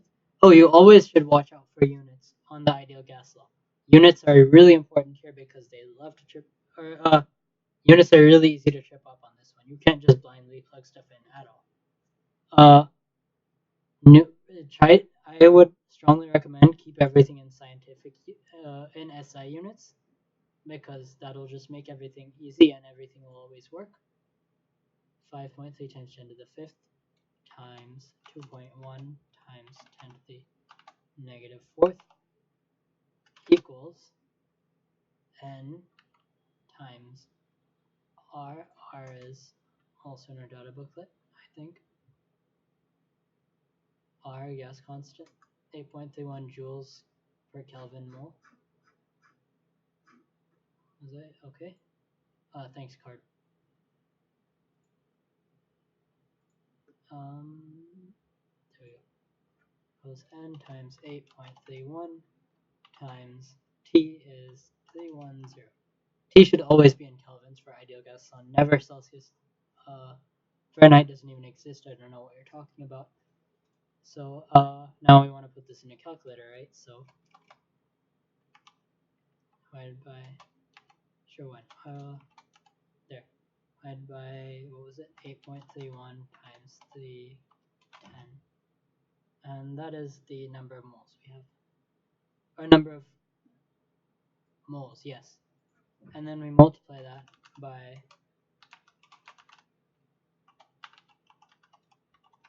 10 to the 20th by Avogadro's number to get the number of molecules. So it's 2.6 times 10 to the 22nd exactly. Calculate the internal energy of the gas. So we go to our data booklet. Wait. Hold on. Yeah, internal energy of the gas should just be, yeah, 3 halves. 1 second. Okay, that's not in the data booklet. I think, yes, interesting. Internal energy is just 3 halves kT as well. So,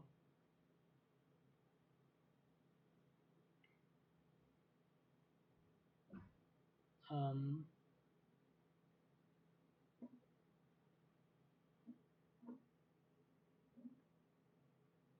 3 halves kT times number of molecules, I think. Yeah, 2.6 times 10 to the 22nd times 3 halves times k times t. There we go. That's how you do that. Okay. So internal energy is just the sum of the kinetic energy of all the molecules. That's, you find the average kinetic energy per molecule, multiply it by the number of molecules, and that is internal energy. I was just a bit surprised because I didn't remember that being an IP. But anyways, so that's that. Calculate the new pressure of the gas. So this is the more standard stuff that they like to ask after you increase the volume. So let's go back to our equation, right? We know P we know V, we know N is, okay, we know N now, but we also know N doesn't change, so basically what we want to do is PV over nRT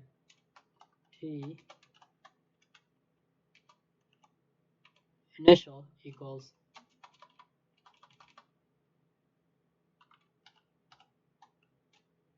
how do you do this?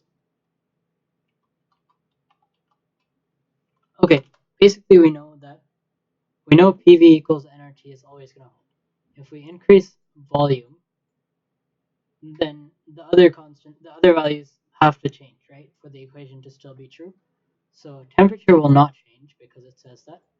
Pressure will change. Volume, we know what it is. N will not change because we're not losing or gaining more gas. And R is obviously a constant. So therefore, if nRT is constant, then P1 V1 equals P2 V2, right? Which is in fact Boyle's law, I think, something like that. Anyways, so that means that P1 V1 is 5.3 times 10 to the fifth. V1 is 2.1 times 10 to the negative fourth. And then P2 or V2 is 6.8 times 10 to the negative fourth, which gives us P2. So that be 1.6 times 10 to the fifth pascals. There we go.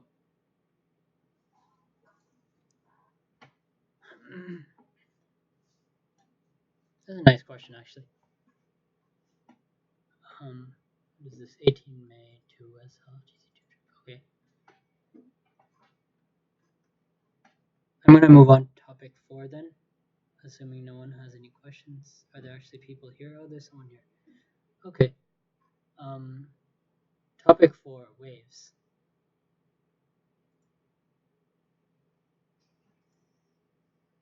How am I doing on time? Oh, I'm exactly half an hour behind. That is wonderful. Not really.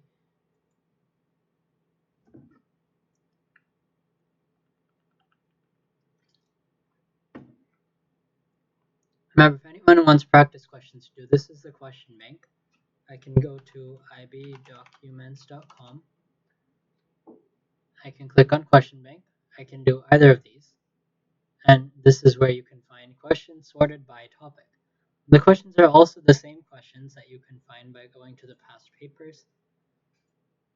So I can also do that, physics and cell physics, HL, and high card. And click on those. Click on whatever examination session I want. Maybe I want. The syllabus changed just before 2016, so only do stuff from 2016 onwards. I can click on this. I can click on papers in English because I don't know French or Spanish. And I can find all my papers and mark schemes there.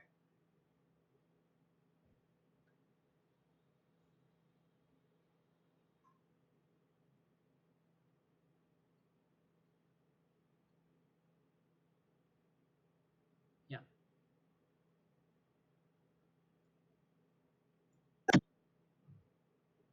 Okay, so anyways, topic 4, waves. So waves are basically anything that oscillates back and forth, right? And there are a couple quantities that we talk about when we talk about waves, and these include, let's write them down. These include, so there's wavelength. This happens to be the distance from the peak of one wave to the peak of the next wave, or the same point on two different waves. Frequency, which is how many waves per second, or per unit time technically, but generally we talk about frequency at units of second. There's amplitude, which is how big are the waves? Um, there's period, which is how much time does it take for one wave, which is the inverse of frequency. Um, there's one that IB doesn't use but still exists is wave number, which is how many waves in a, what is wave number? Well, it's not used in IB physics at least. Wave number is radians per unit distance, or basically it's waves per unit distance instead of distance per wave. It's like the inverse of wavelength. There we go. So yeah, I think that's about it. You'll need these four for IB physics. This one's in IB chem. So yeah, there are a couple types of waves. So first we can talk about traveling waves, which are waves that move, like waves along substances. So I guess there's also wave speed, which is just how fast is the wave moving, right? So yeah, there are two types of waves. There are traveling waves. There's transverse and there's longitudinal. Is that how you spell it? That is how you spell it. Okay. So transverse waves are like, think of like ocean waves, how they go up and down. They're moving forward, but the waves go up and down. That's transverse. Wave direct and perpendicular direction of motion. Longitudinal waves are the other way. Think of like sound waves, where the like wave direction is parallel to the direction of motion. It is the same as the direction of motion, and is direction of motion.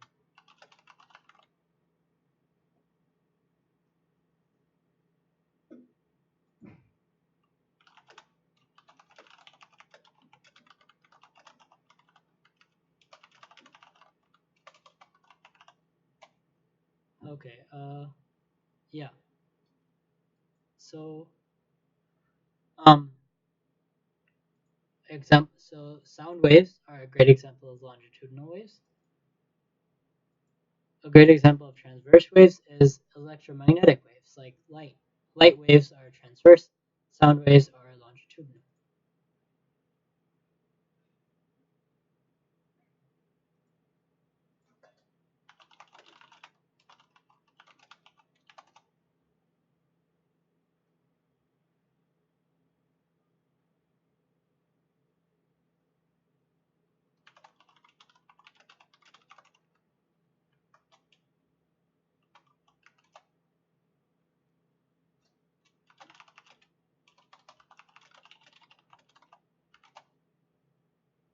Okay.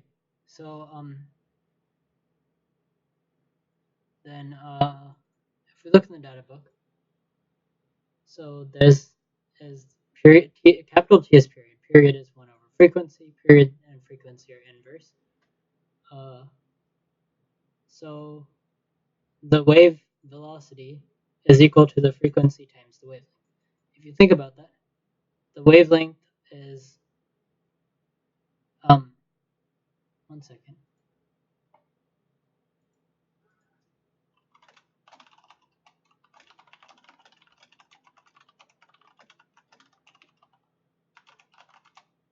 Okay, so if you think about it, wavelength is how many meters per wave.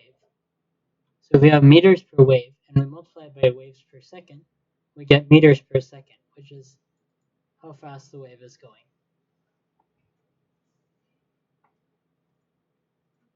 Where was I? I was here. Okay, so So then there are a couple things you can do with waves. Let's say we have two waves traveling through the same medium and they hit each other, right? Going the same direction or going opposite directions. So there's a principle of superposition which says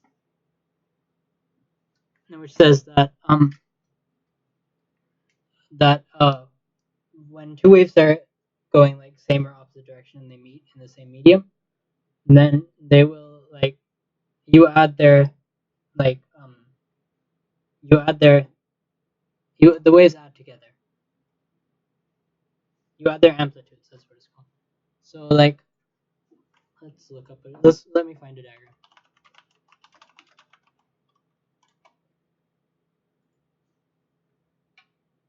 Yeah, here we go. So let's say we have two waves coming together. So they will add up, make one big wave, and then split out again. Like they're still two different waves, but when they're at the same point, their values will add together. Or like this.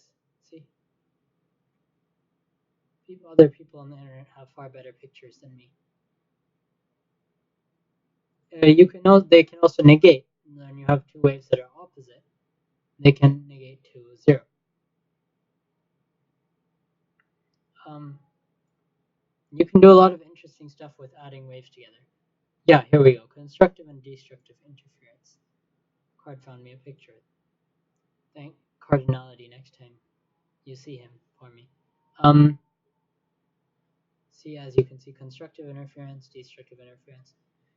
Waves can interfere, basically. That's the word I should have used. So yeah, then there's intensity and amplitude. As far as I know, IB doesn't really take this any further. They just want you to know the relationship between intensity and amplitude, and intensity of a wave from at a distance from its source. So yeah, and then so there's one other thing, polarization, which is important. If you have light waves, I mean, I'm sure you've all heard of polarized sunglasses, but if you have light waves and the light waves travel through a polarizer, what a polarizer is really is it's a bunch of like really tall slits it's a bunch of slits in the same direction right next to each other. So like a polarizer will look like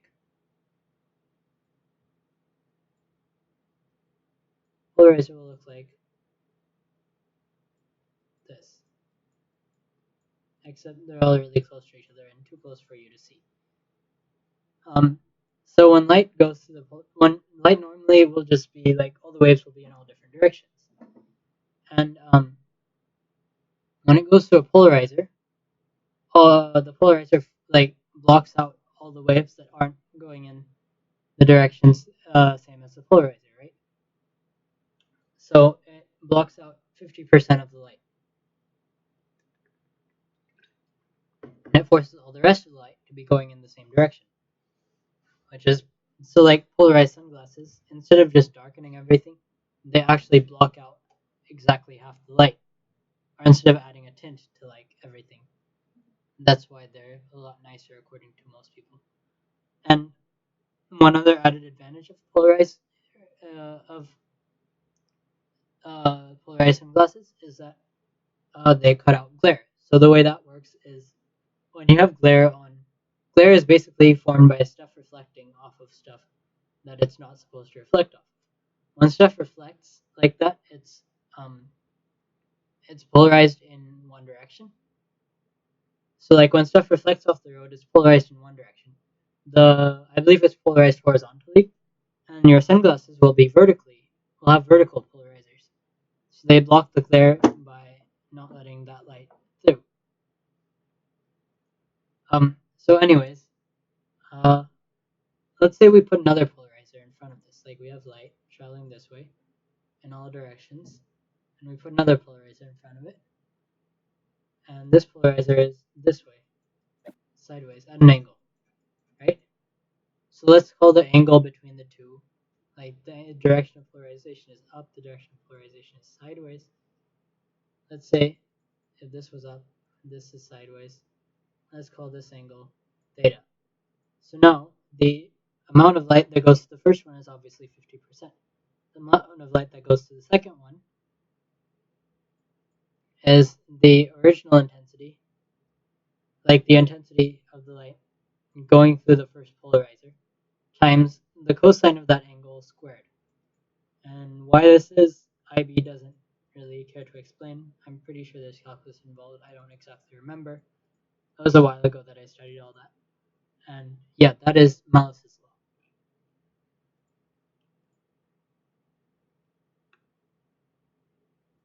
So if you'll notice, you can do stuff with this, like have a polarizer at that angle, and then have another polarizer at this angle, and it won't actually block out all the light. It'll block out most of it, but if it goes through these three, it won't block out all the light.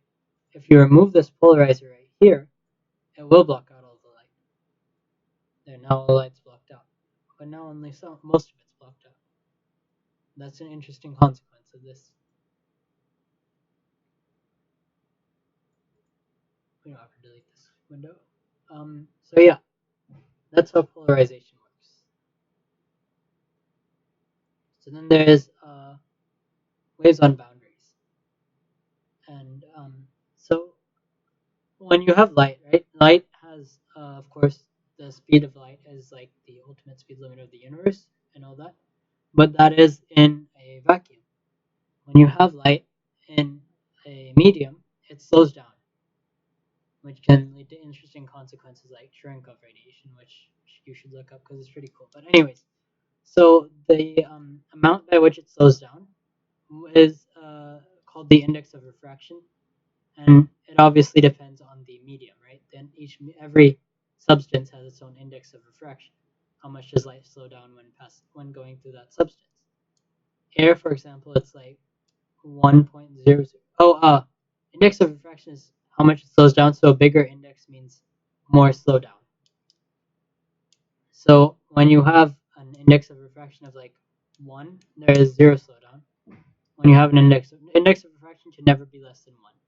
An index of refraction of infinity would mean it slows down, it stops moving. So like for air, so the way that works is like the index of refraction times the speed of light, the speed of light in a vacuum divided by the index of refraction gives you the speed of light. And index of refraction is relative to the speed of light in a vacuum. Okay. Index of the speed of light in a vacuum divided by the index of refraction gives you the speed of light in that medium. So this is really small for air. So air you usually just treat it as having 1.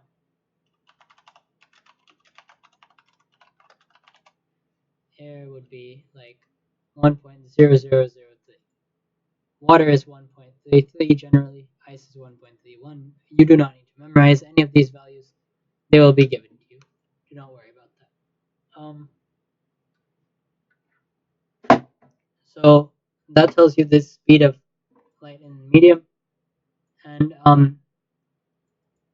you'll notice when you have light going through water, it refracts, right? Of course. So that refraction is caused by this slowing down. But to find the angle, we can find the angle it refracts at as well using the index of refraction. And this equation right here called Snell's law. Snell's law is the refraction when a wave crosses the boundary between two mediums. So, and 1 is medium 1, 2 is medium 2. So index of refraction in medium 1 over index of refraction in medium 2 equals the sine of the angle in medium 2 over the sine of the angle in medium 1, which obviously sounds kind of complex, but given that you have this equation literally in front of you, it shouldn't be that hard to solve. And the angles are taken from the normal to the boundary. Basically, here's a picture that Card found. Here, Snell's law. Here's the angle, here's the index, here's the index, here's the angle. So the angle will be bigger in mediums with a smaller refraction of, or index of refraction. And the angles will be smaller in a medium with a bigger index of refraction. So think about it. If we increase this angle more and more, this angle will increase more and more, right? If we increase this angle enough, this will eventually not be a angle. This will eventually not be in this medium, and this angle will eventually hit this boundary. And that is called the critical angle. And past that angle, you have no light going through. You only have total internal reflection, which means the light will not pass the boundary, the light will reflect. When light reflects off a boundary, the angle it reflects at is the same as the incident angle. This is called the incident angle, the angle it comes in at. I don't know why it's called incident. I'm sure there's some other definition of incident, but yeah, that's how it is. So, yeah. Otherwise, there's a little bit of the light will reflect off the boundary, but most of it will go through otherwise. One example of this in real life of a total internal reflection is with diamonds. The way a diamond is cut, I'm gonna look up a diamond. And the way a diamond is cut, it has all these. It has a bunch of shapes or faces. They make like tons and tons of sides to it, right? With very small angles between them. What these small angles do is, let's say light comes into the diamond, right? It'll come in because it won't reflect off the surface because air has a small index and diamond has a big index. Once it's inside the diamond, it's more likely to hit a side at a high angle from the normal than it is to hit a side at a low angle from the normal because of how many sides there are, and or something like that. I don't know the exact science of diamond cutting, but anyway, so basically, light is very likely to reflect inside a diamond, and that light comes out later somewhere else and that's what causes the like sparkle or shine that diamonds have. And people always say other like diamond substitutes don't look as good since light is slowed down so much inside a diamond. Diamond has a very high index of refraction. It has that more inner sparkle to it supposedly, which is what people like about it.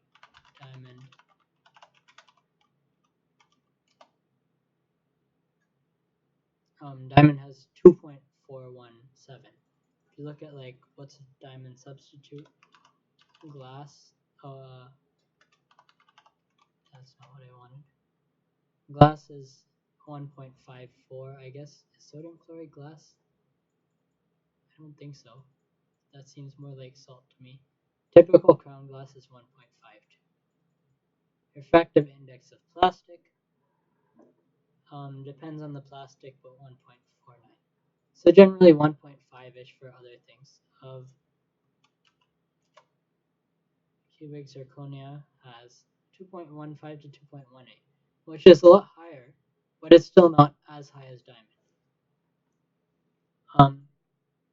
So that's why that's an example of that's a real life example of this property being somewhat useful for getting people to pay more money, right?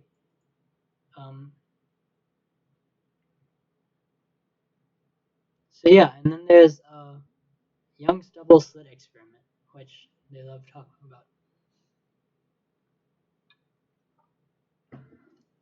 So there was this dude, right, named Young. I don't know what his first name is, but his last name is Young, and that's the important part. And he decided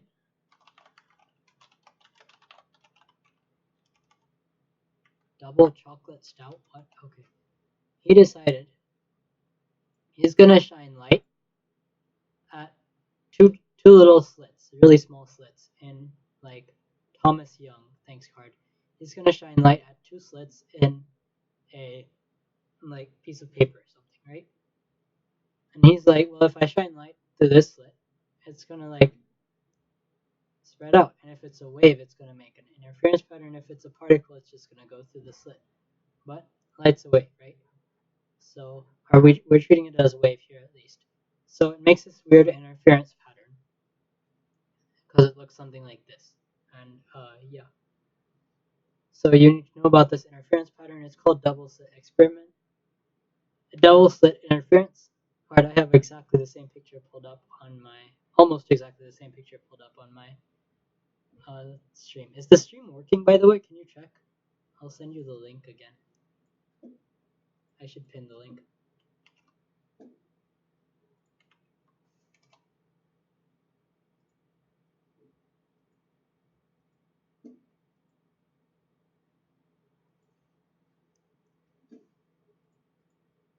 There we go. The link is pinned in the physics revision chat. I can close that. So, it works. Okay, great. So, the way double slit uh, works is, so there are these like fringes. They're called. This is how they're spaced apart, where lambda is the wavelength of the light in question. This is the distance between them. This is the distance to the screen. No, this is the slit space. Distance between the slits. This is the distance to the screen. Obviously, none of this notes on the side are going to be there.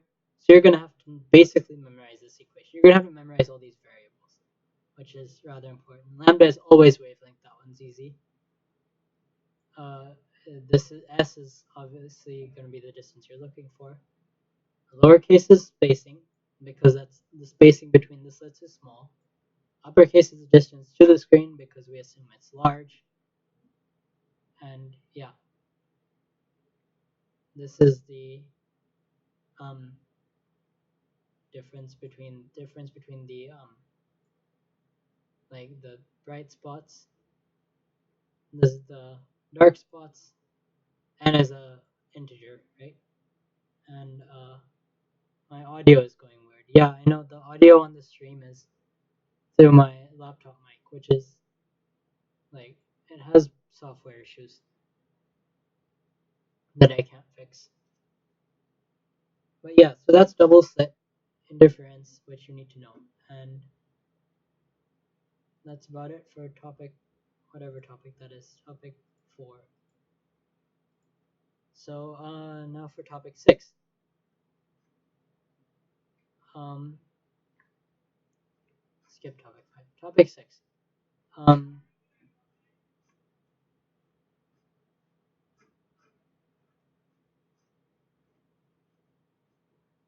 circular motion and gravitation. I'm gonna take like a short break and eat something and rest my voice for a minute.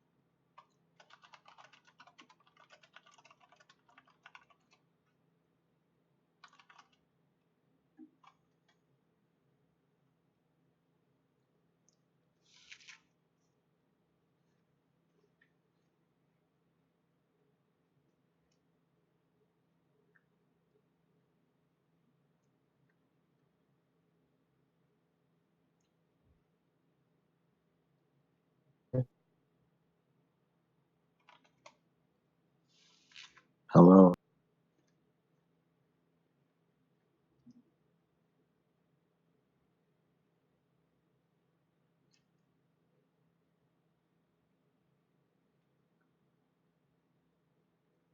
You can hear me, yes?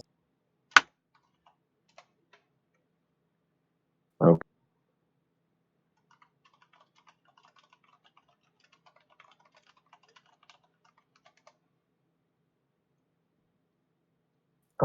I'm not on the stream. I can go check.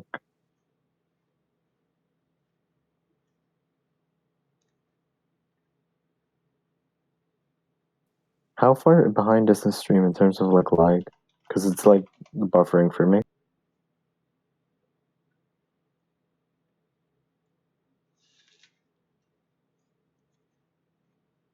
Yeah, okay, I can hear myself on your stream.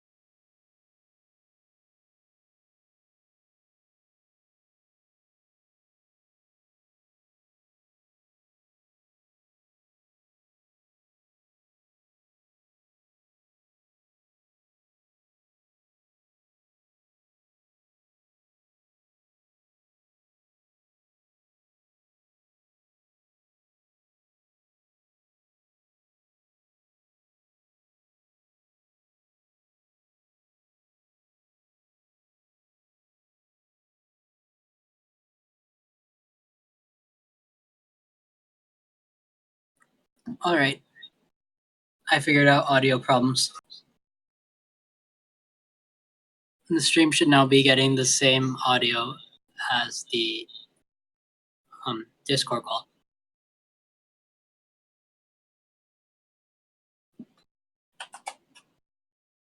So, topic 6, right? This is really annoying. Okay, I'm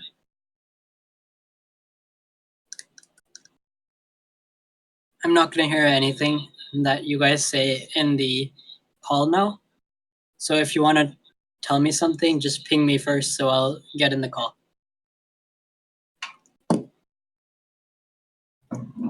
Okay, much better.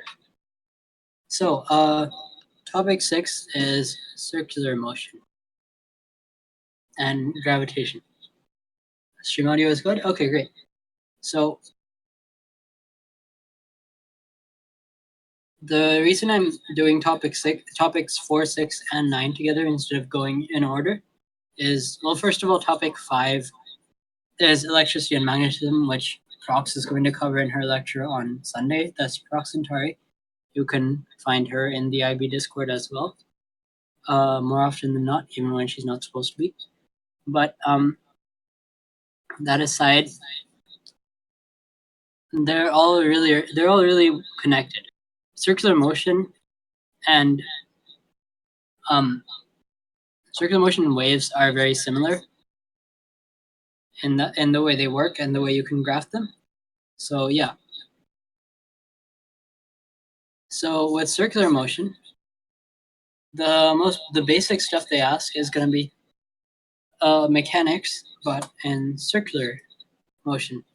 So for circular, you have different values. For example, instead of moving in meters, you replace meters with radians. You can replace velocity with angular velocity, which is it's a character for omega. What key? There. V becomes angular velocity.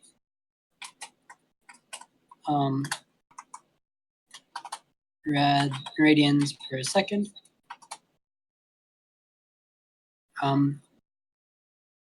Then you've got acceleration becomes angular acceleration, which is of course radians per second squared.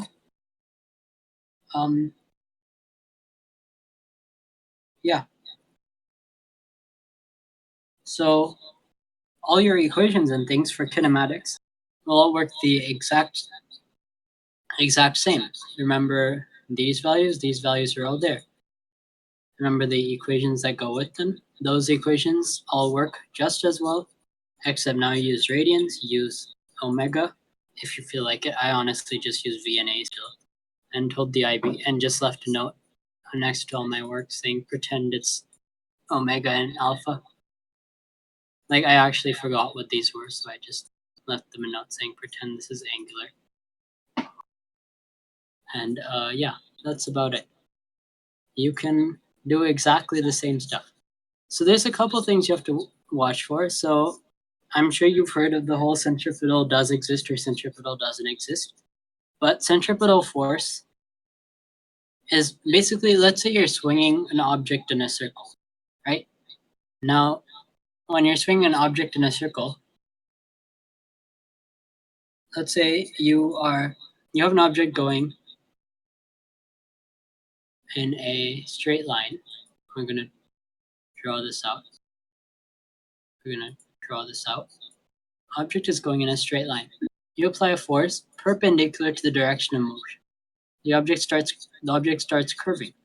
The force always has to be perpendicular to the direction of motion for the object to go in a circle. The force always has to be inward, so to speak. Now, when we look at this from like a circular standpoint, right?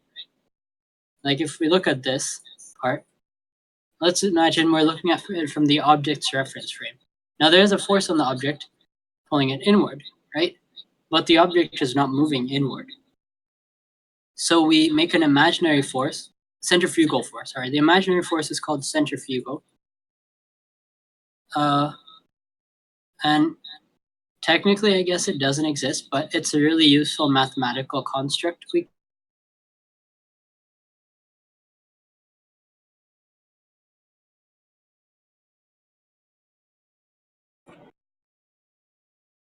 There's like an XKC centrifugal. There's like an XKCD on all this.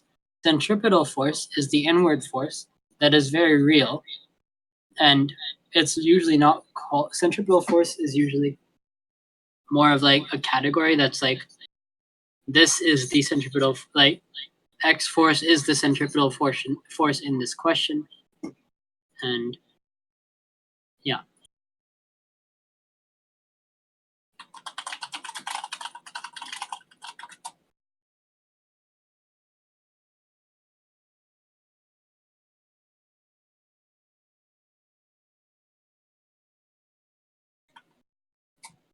Okay, Card has linked the XKCD.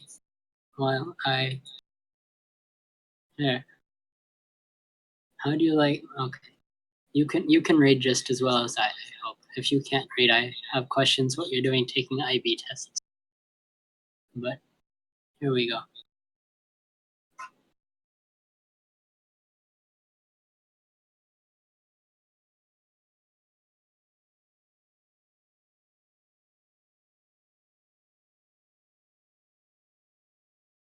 Anyways, I'm hoping you've read it by now.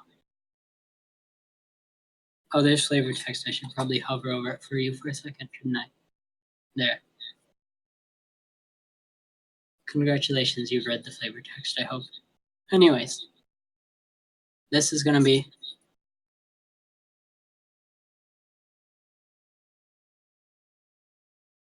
the centripetal force inwards. Let's say this object is in fact, that's not how you draw a bucket. Let's say this object is in fact a bucket. How well I can draw a bucket, that is not up to you to decide or comment on. And it is being held by a rope, okay? We're swinging a bucket on a rope. Why are we swinging a bucket on a rope? I don't know, but we are. So the rope is applying there's a force of tension. Tension is, in this case, the centripetal force. The centrifugal force is, once again, a mathematical construct that comes from our reference frame being somewhat different from usual. So yeah, that's how that works. And there's centripetal acceleration, which is basically, since we're applying an inward force, technically it's accelerating inwards always. Even though it doesn't look like it, it is technically accelerating inwards. It's falling in if something is orbiting around Earth, we say it's falling in a circle around the planet and always missing. So yes, there is centripetal acceleration, which is going to be known as, here we go, it is v squared over r, where v is the tangential. Tangential or linear in this case are basically synonymous for not angular. So v is going to be the tangential velocity, and r is going to be the radius, or we can call it 4 pi squared times the radius over the period. Period is, once again, 1 over frequency. It's also the amount of time it takes to make one full rotation squared. If you do the math, these work out to these are actually the exact same thing, because let's do it right now. The period is going to be 2 pi radians. Let's say it's got a radius of like, the period is going to be 2 pi times the amount of time it takes to travel 2 pi r is the period, right? So velocity time, or 2 pi r divided by the velocity gives us the period. So if we replace t with 2 pi r over v, then we get 4 pi squared r over v squared on the bottom, right? 4 pi squared r squared over v squared on the bottom, which works out to v squared on the top. The 4 pi squared r cancels, and there's just an r on the bottom. These are the exact same. This is A. A is acceleration. This isn't angular. Centripetal is inwards. It's not around the circle, so it's not angular. Centripetal force is then mv squared over r, since it's A multiplied by mass. F equals ma. Mv squared over r is also m omega squared r. This is also omega squared r. And yeah, that's about it for centripetal force. Is there anything else in 6.1? Yeah, centripetal force can be a lot of things. Centripetal force, it doesn't have to be tension. Centripetal force can be gravity. Centripetal force can be electric. There can be an electric field by a point. You could have like a charge orbiting another charge. More on that in Prox's lecture on Sunday. It can be a magnetic force. That's far more common. More on that in Prox's lecture on Sunday. It can be friction. I guess it could be friction technically. The syllabus wants you to know that it can be friction. Yeah, okay.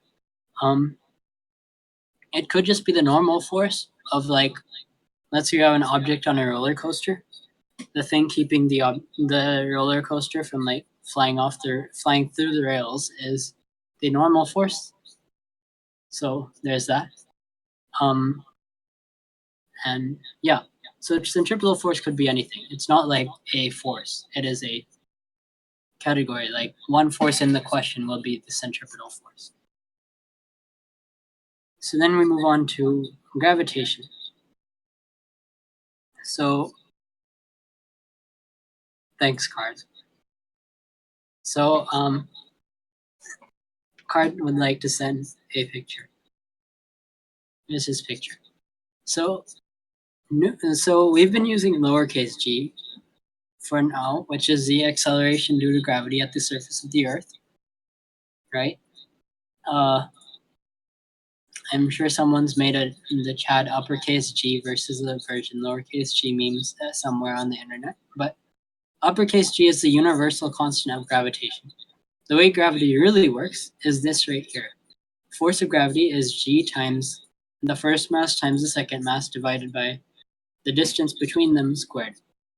When we say lowercase g, we're talking about field strength, which is the mass of the Earth times the radius of the Earth squared times the universal gravitational constant, gives us the acceleration due to gravity. Notice force is, if we divide force by mass, we get acceleration.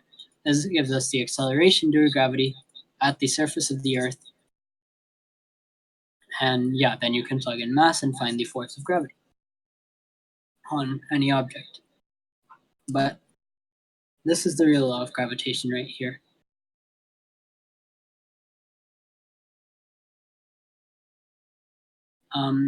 So then, so then that's Newton's law of gravitation.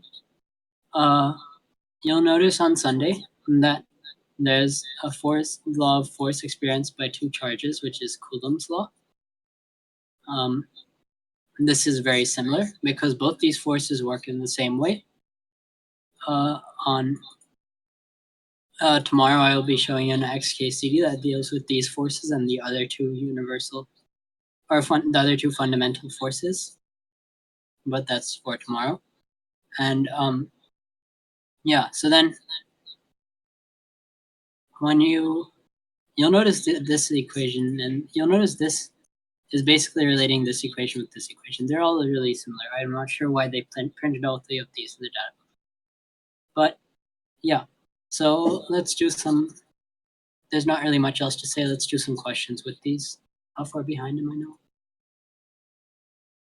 Okay, yeah, I can actually catch up like 10 minutes. But let's do some questions with Newton's law of gravitation first, and then the other one actually. Okay, this is a pretty simple question. At planet, what are we doing? 6D. This is, I'm assuming this is 6. So you want to do part D. Okay, The diagram shows the path of an asteroid as it moves past the planet.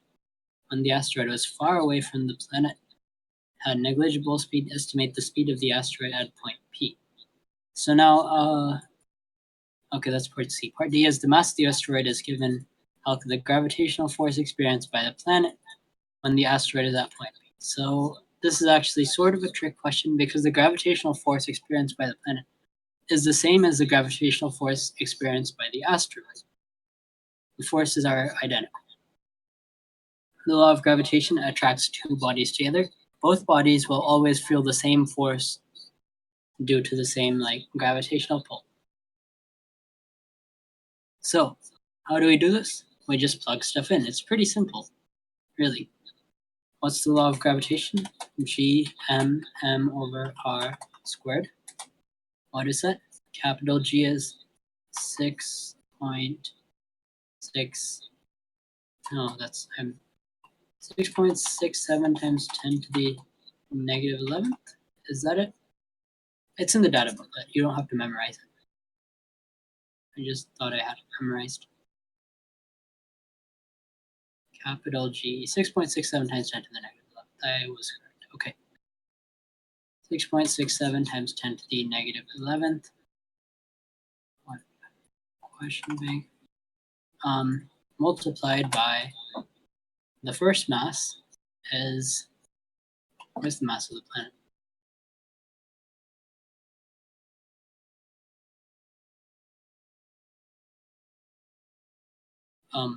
Wait, did they not give us the mass of the planet?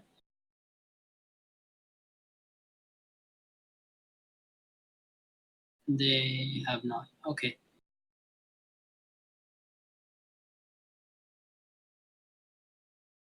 Okay. Mass of the planet is given in the mark scheme because they assume you solved it. But we're just doing the gravitational law part.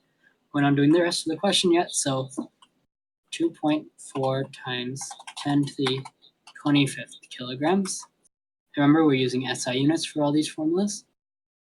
Because if you ever are confused about what units to use in a formula, go up to the data booklet, look at the units and the constant. The constant has units of newtons, meters, and kilograms. That means all our units must be in newtons, meters, and kilograms, or in other words, just SI units. Because all the units should be the same for every term. So when you know the units for one term, you know the units for all the terms.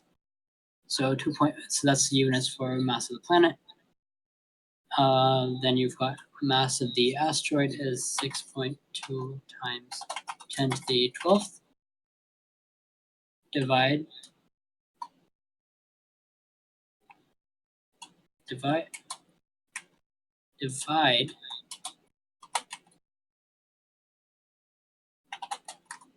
by r squared. R is going to be the distance. Oh, point P is above the surface of the planet. Okay. Oh, we can just add these. Okay. Divided by 2.4 times 10 to the 7th plus 3.1 times 10 to the 6th. It has to be from the center of the two objects. Remember, squared. So that is the gravitational force in newtons. 1.351 times 10 to the 1.4 times 10 to the 13th newtons.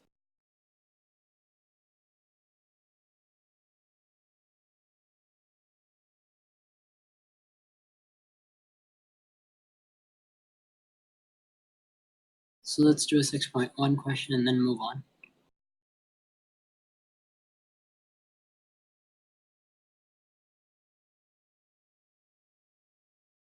Satellite questions are always popular.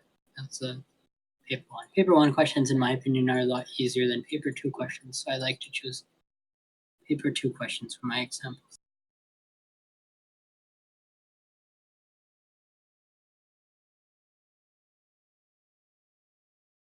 Oh yeah, I can see her.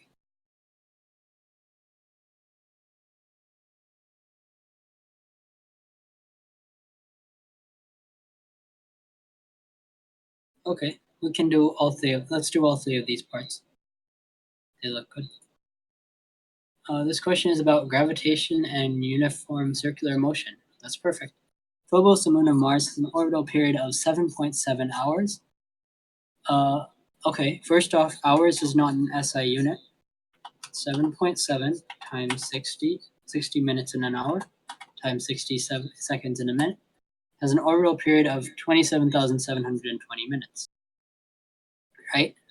An orbital radius of, that's also not in SI units, so we know 9.4 times 10 to the third times 1,000 meters in a kilometer, that many meters.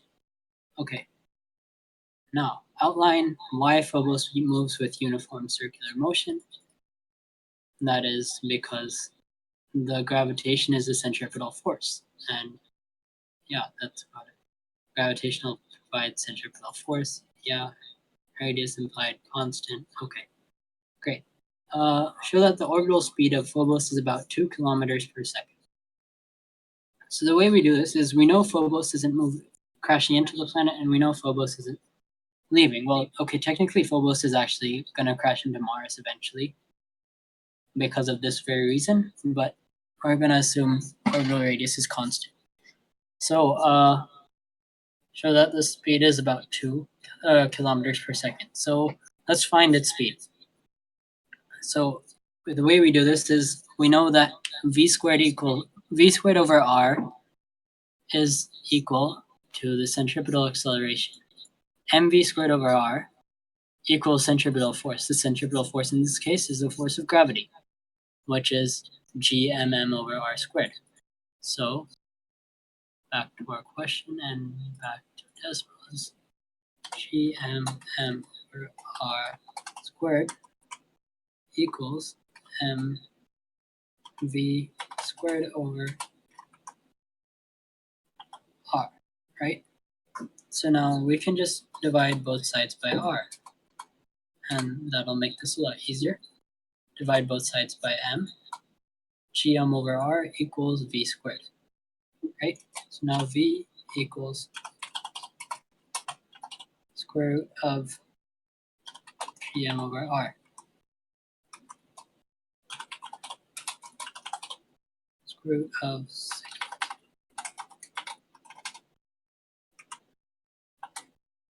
What is m? M is, wait. Oh wait, we don't have the mass of Mars. Okay. So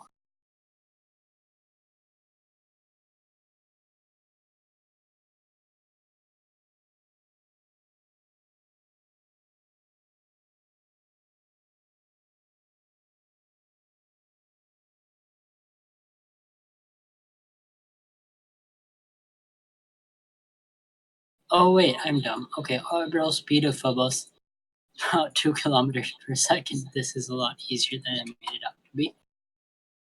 7.7 in 720 seconds.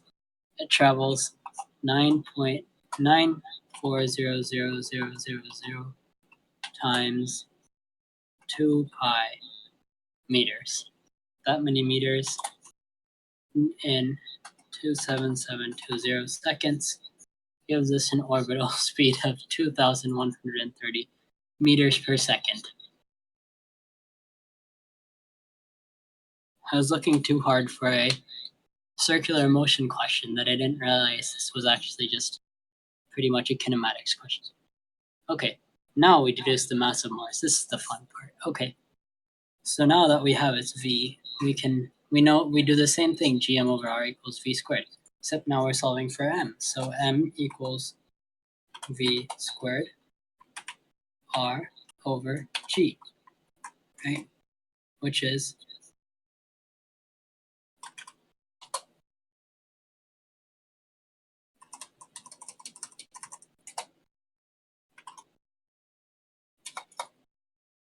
can I do this? I can do this. Okay. Answer squared times r is 9.4 times 10 the sixth divided by, and g is 6.67 times 10 to the negative 11th, gives us a mass of that, which is 6.4 times 10 to the 23rd kilograms.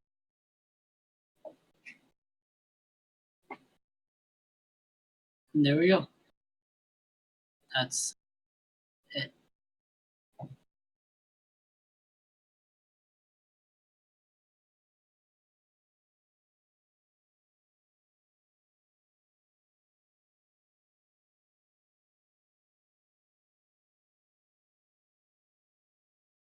So now for topic 9.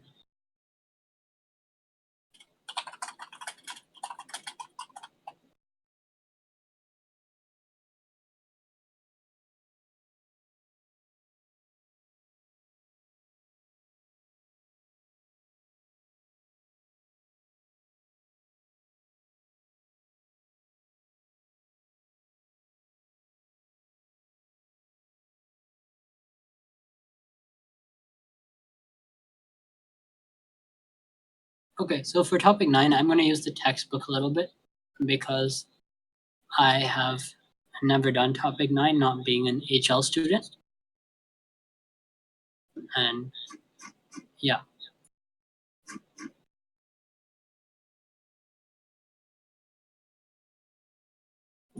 Where's the, here it is, physics course companion. 9.5, we don't want 9.5.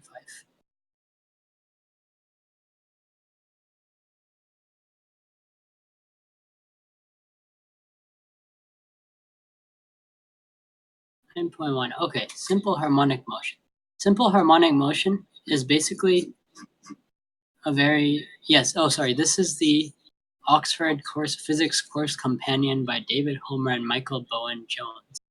Oxford, published 2014. Let's find this textbook, ibdocuments.com. IB Books, Group 4 Sciences, Physics. You'll notice the purple links because I haven't used this website since its redesign except to download this textbook.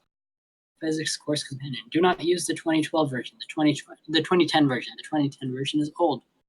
The 2018 version is, I'm not actually sure what this is. Whatever. This is a study guide. If I go back, you can use textbooks from other company. Do not use the 2009 version. That's old. There was a syllabus change in, I believe, 2011, and there was a syllabus change in 2014, and in 2016.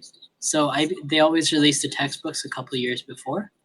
So that is why you find textbooks here. Okay. According to Card, the syllabus change affects topic 9 especially since they moved a bunch of wave stuff to HL. All right, I should probably mention, for those who haven't realized by now, topic 9 is HL only material. If you are SL, you can go to sleep now. And yeah.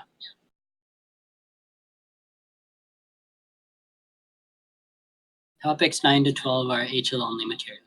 Anything before topic 9 you need to know. For the options, half of the option is SL, half of the option is HL only. The HL obviously needs to know the SL part as well, but they also need to know the HL only part. So there you go. Simple harmonic motion follows sine waves. Simple harmonic motion has a restoring force that is directly proportional to the displacement from the center.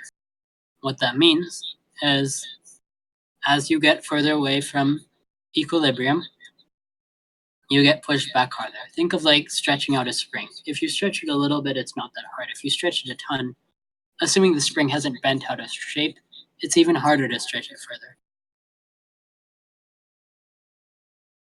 If you think of, what's another example of simple harmonic motion? If you think of like a pendulum, it's easier to push it out of the way a little bit than it is to push it out of the way. Like if it's at equilibrium, it's easy to push it 1 inch than it is, let's say it's like halfway out and you want to push it another inch, that's harder because of the way gravity works and stuff.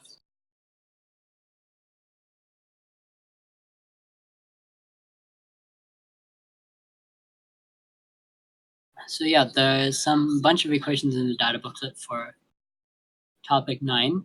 Oh, for anyone wondering, the remaining topics will be covered tomorrow and the day after. You can check the Google Calendar that is in the revision announcements channel or on acitnotes.com, and that will tell you when it is.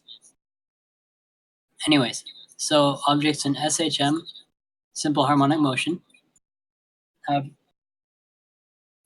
this is their angular frequency of oscillation, which is basically for the sine wave. This is the acceleration of the object in simple harmonic motion. The displacement follows the sine wave with relation to time. The velocity follows the sine wave with relation to time. That's sort of based on calculus y, but for now I would sort of just request you accept this as is, since I'm not going to use any calculus in this revision session. This is the velocity of an object in SHM again. Kinetic energy is just this. It's really just where this is okay, and this is the total energy of an object in simple harmonic motion, where x sub 0 is the maximum displacement, of course, and x is the displacement from equilibrium. I really recommend you get this annotated data booklet and look at it a bit. It's really useful to know how to read the resource that that IB has provided for you. So keep in mind, pendulums are not actually, well, SHM is, keep in mind, it's more of an idealized condition than perfect. For pendulums, only when supposedly they're only in SHM for small angles. What this means is when we approximate sine x as x, we get simple harmonic motion. However, sine x is only technically x when x is 0. So that's not completely accurate, but for very small angles, it works. It's very close. Springs are also only in SHM until they bend out of shape, which little parts of the spring will always be bending out of shape and not bending back. Every time you stretch out a spring, it doesn't come back completely to where it was. So, but for an idealization, it works pretty well.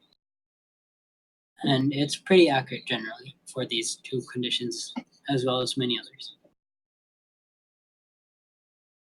So then we have single slit diffraction. So for single slit diffraction, let's hope they have a good picture, because I certainly don't.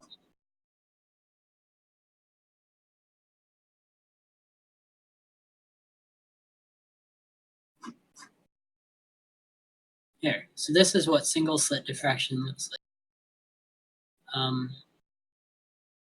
So as you can see, the intensity is a lot less as you get further and further out, right? So single slit diffraction will,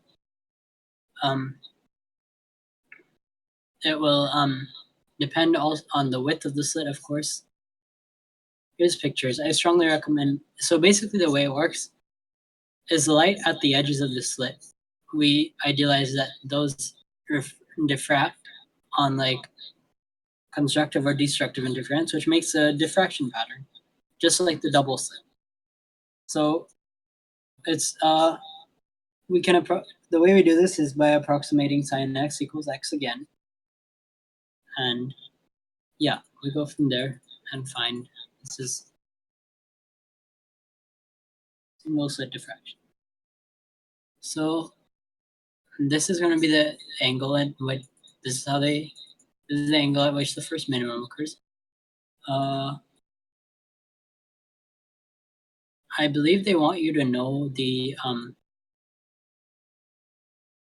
that the central maximum has far more intensity than the minima, but I believe other than that, they do. Okay, yeah, they want you to know that, but this is really the only equation you need, I think. I'm not completely sure on that. Again, I didn't actually do topic 9. So I can tell you the material, but I can't tell you what IB means exactly. Then there's we have interference, which is this also? No, this is for like diffraction gratings. So diffraction gratings. So we've done double slit, we've done single slit. Now what happens if we have a whole ton of slits? So if you have, for diffraction grating is when you have lots and lots of slits. So if you've ever looked at like atomic spectra, like in chemistry or something, like emission spectra, diffusion spectra, are those in physics? I think those are in the astro topic as well. Then those all, you find those through diffraction gratings. So they have these equations. This is the path difference between the slits, right? This is for constructive interference, where this is the thickness of the medium that you have the diffraction grating in. N is like what interference, what like band number, I guess you're looking at. And yeah. So wait. Yeah, okay, these are for thin film interference. Sorry, my bad. Thin film interference is different. Thin film interference is when you have let's say you have like a film of, let's say, oil on a substance, right? So now you know how you get all those rainbowy wavy patterns from, like, let's say an oil slick on the road? Well, the way they work is most of the light will go through the oil, right? And oil on water. Okay, let's say we have oil on water. Doesn't make as much wavy patterns, but let's say you have like some of the light will reflect off the top of the oil, right? Like when you have a glass of water, you see a reflection on top. Some light reflects off of the surface, even though it's transparent. Some of the light will go through the thin film and reflect off the bottom surface of the thin film. Like it'll reflect off the inside boundary of the oil. And then there's that small difference between the like top of that width of the oil slick, or a surface, like the width of the thin film, I guess. And that small difference makes like that small difference means that the way, instead of like all the light being together now, the light is now slightly out of phase, which makes interference patterns.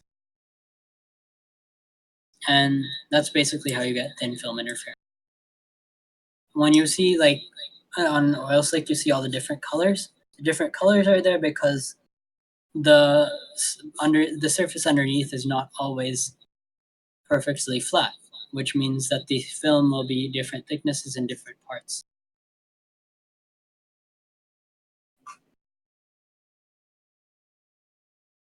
If anyone wants to read more into like film interference and interference of all kinds, really, may I recommend this textbook, which is, once it loads, it is a really good textbook, Cirrus and Zemansky's University Physics with Modern Physics, originally by Young and Friedman. It's a really good textbook for all things physics and uses calculus. It's for university, but it's got really pretty pictures in it, and you can get by most things without the calculus, or with basic calculus knowledge. Especially for interference, you don't need to know a whole lot of calculus since the pictures are so dang nice. So yeah, that's how this works. I would strongly recommend you memorize all these values, what they mean, and how they are used in these equations, because the equations are there. None of this extra information is there. That information you need to know for yourself. So when you see this equation and go on the test and go, this is probably useful, but I don't know how to read it, you should have checked the annotated data booklet that is pinned in physics. Let me go down to physics. Let me repin the data booklet so that it is all the way at the top of the pin messages for anyone who feels like seeing. Okay, annotated physics data booklet, unpin, pin, an annotated physics data book that is now right at the top of the pinned messages for anyone who wants to see it. You go to physics, this little pin icon at the top of the channel, and you click on it, and you will see the annotated data booklet right there.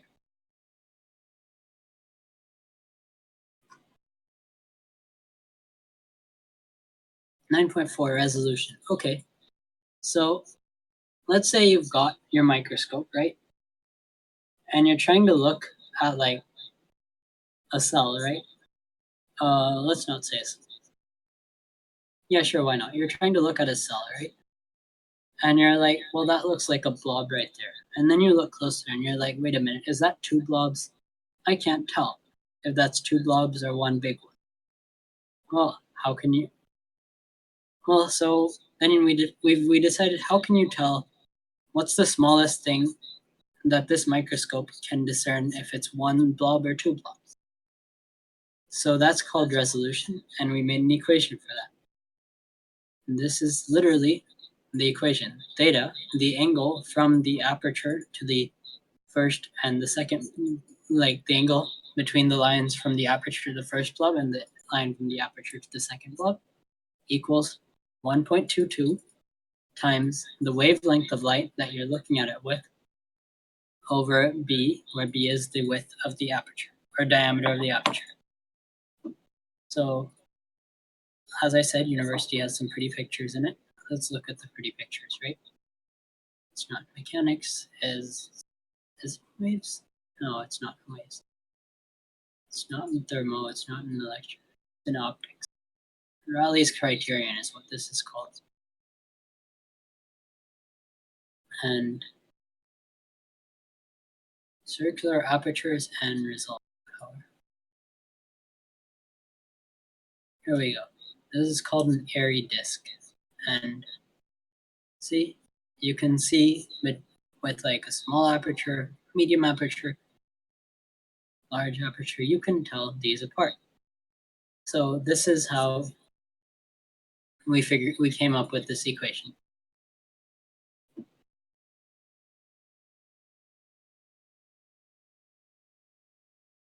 See, when the aperture is larger, theta can be, if this is larger, theta is smaller. Theta is the minimum angle we can resolve at. So with the larger aperture, we can resolve things closer together. 3 and 4 look practically like one big blob almost. We can barely tell them apart.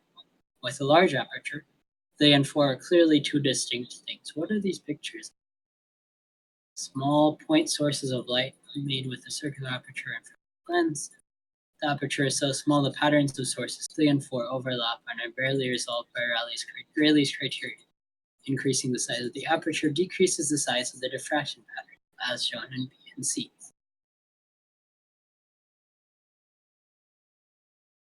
Why do we still have that open? Anyways, there we go. Oh, okay. Thanks, Card. I used university for it though. So yeah, then you've got diffraction gratings again. Diffraction gratings also have a resolvence, which is given by this equation right here. This is like, because with diffraction gratings, you're not looking at like objects. You're looking at the diffraction spectra, right? Or the emission spectra or absorption spectra, whatever the spectrum that they make, right? So when you see the spectra, you see the lines and you see scientists have come up with names for the lines like 427.5 nanometers. And that's a pretty nice name. I personally like Hearn better, but that's the name they gave that line. So sometimes you wonder, how do they get that precise? Well, this is how.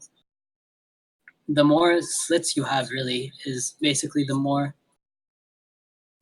smallest possible resolvable wavelength difference. You want this to be small, and you do that by either increasing the number of slits or increasing the diffraction order. These are all values that they'll give. They don't really expect you to, they don't really want you to, they don't really ask you what this means a whole lot, more of like, they ask you to find one thing and they want you to use the others and plug stuff into the formula.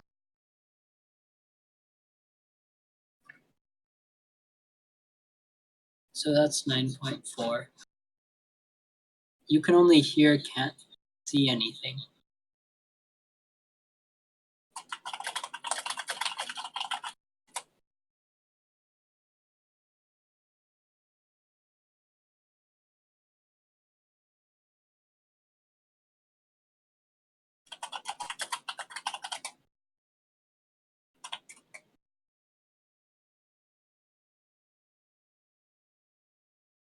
And Card, can you tell him to get an arrow?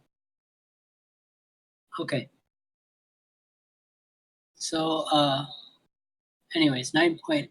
9.5. Where's 9.5? Somewhere here.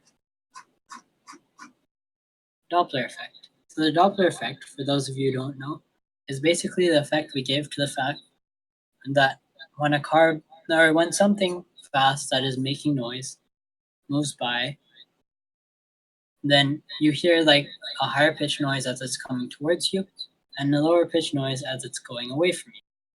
And this is because the speed of the object itself, basically, here's a picture, right? So for a static sound source, all the waves will come apart equally.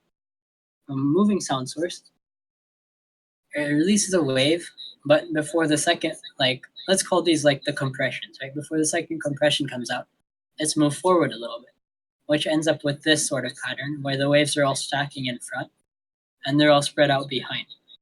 So if you're standing right here behind the car, you'll hear the noise as like higher pitched noises are higher frequency, lower pitched noises are lower frequency. So you hear lower pitch noise because the frequency of the waves is lower. And if you're standing in front of the car, or like in front and off to the side, let's say, since you don't want to get hit, you'll hear a much higher pitch noise, at least for a moment, until the car passes you, after which you will as well hear lower pitch noise. And that is called the Doppler effect. So here's the, like, for sound, I think. Okay, this is for just in general, for waves that are not relativistic speeds, because Doppler effect relativity comes into play a lot when you're talking about it with light. Well, it sounds slow compared to light, so no one cares about relativity here yet, at least. So the perceived frequency, the actual frequency, the velocity of the relative speed of the source to the observer, I guess, which really means how fast is the car moving in comparison to you, and the wait, what? Okay, the velocity of the source. Let's remind. Okay, this is the velocity of the source plus or minus the relative speed of the source compared to you. So that's how you find it for a moving source. For a moving observer, it's basically the same thing, because moving observer is moving source but in a different reference frame. So here we go. For light, it's really a lot more complicated than this, and I'm really not sure where they come up with this with, but this is what they have. So I guess it's just V over C. It's a lot more complicated than that, really, but I guess this is all you need to know for IB. It's so boring though, but okay.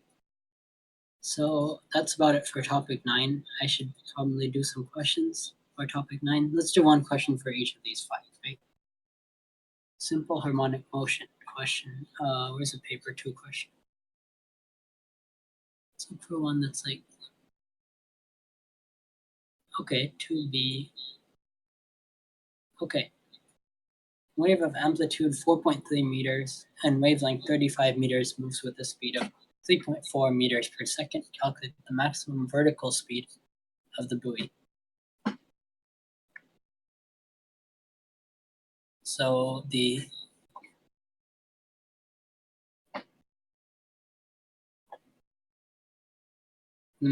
buoy floats on the surface of the water, right? So what's the maximum speed at which the wave is moving up or down? Let's say is what we're trying to find. What's the maximum speed at a certain point on the wave? Moves up or down. So it's going to be at the center, right? 4.4, the wave goes up 4.3 meters and back down 4.3 meters. Well, let's find the frequency. What's the frequency of this wave? Let's check the data book, how they want it. So we want to find the velocity of an object in simple harmonic motion. So we can use this equation, which is this is the angular frequency times time times x sub 0 is the maximum displacement. And we can also use this equation, which is the angular frequency times the square root of the distance between the maximum displacement and the position. So if displacement from equilibrium is 0, let's say, because that is when the maximum speed is, then we have angular velocity times the maximum displacement gives you our angular frequency times maximum displacement gives us our answer that we're looking for, right? So angular frequency is 2 pi divided by the period. And the period is, we have to find the period. Period is 1 over frequency. Frequency is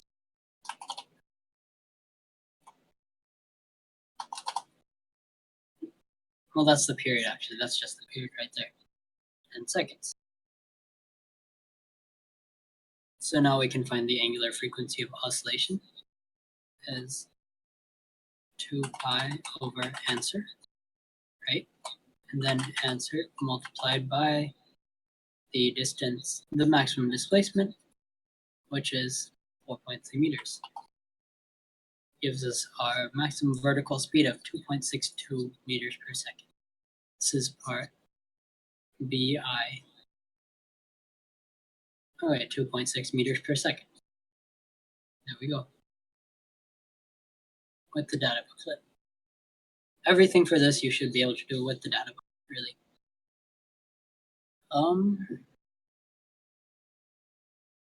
Calculate the separation of the two slits. What are we doing? We're doing A3. Okay, this is going to use all that previous stuff. 3A. A, okay. Wait.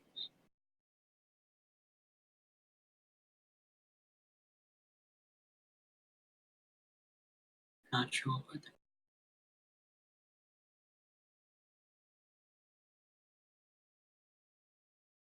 Okay. Light of wavelength 620 nanometers is incident on a single rectangular slit of width 0.45 millimeters. After passing through the slit, the light is incident on a screen that is 3.4 meters from the slit. Calculate the distance between the center and the first minimum of the diffraction path. So we want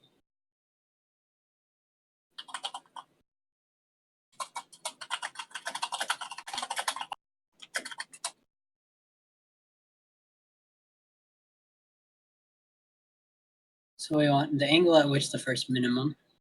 Well, we have an equation that gives us the angle. We want the distance, right? Well, we can use the angle and this to find distance. So let's find the angle. Lambda over b, wavelength over slit width. We know slit width. Do we know wavelength? 620 nanometers. Let's get everything in SI units. 620 times 10 to the 9th divided by, do we use SI units? I think we use it. Yes, we do. Times 10 to the 9th over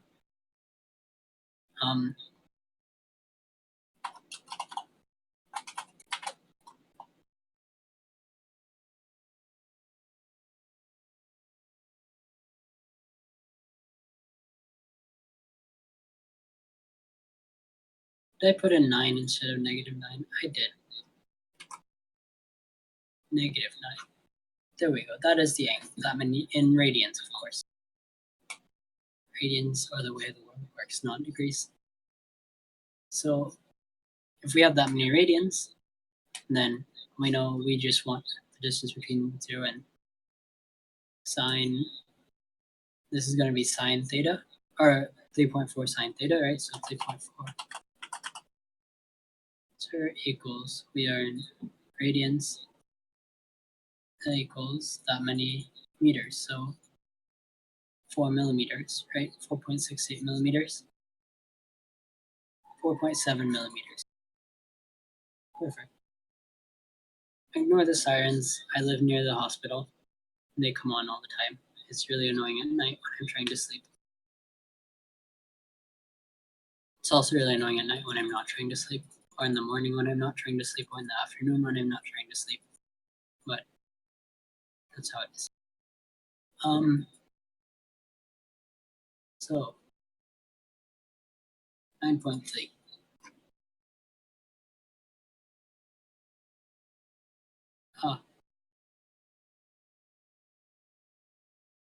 Oh, okay, so this is the same problem, part A1 and A2. Okay. So yellow light from the sodium lamp of wavelength 590 nanometers is incident at a normal incidence on a double slit. The resulting interference pattern is observed on a screen. The intensity of the pattern is shown. The double slit is replaced by a diffraction grating that is 600 lines per millimeter. The resulting pattern on the screen is shown. Why zero intensity is observed at position A? Well, that would be because there is destructive interference, right? Wait, diagram shows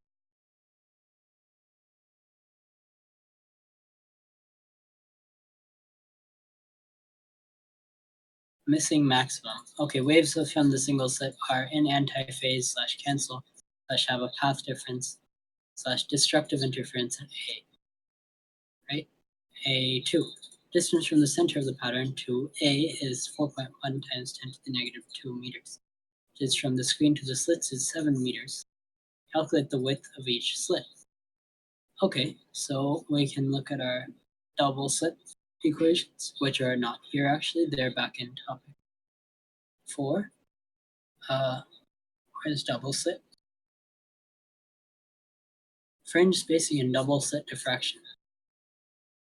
So lambda times distance to screen over slit spacing gives us this fringe spacing.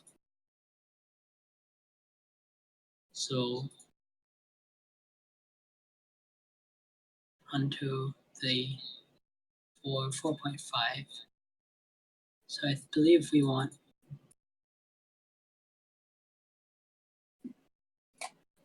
0.1 times 10 to the -2 divided by 4.5, and we get 0.0091 repeating.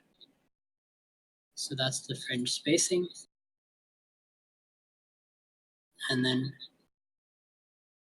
that then equals, so we are looking for lowercase d, right? So we want, what's lambda? 590 nanometers.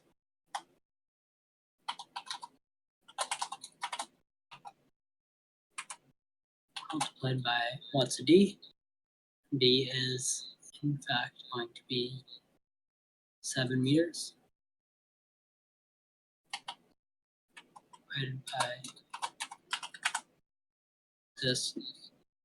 That slit width is, wait, this is slit spacing. Do we want slit spacing or slit width? We wanted slit width. My apologies. I'll be using topic 9 equations for slit width.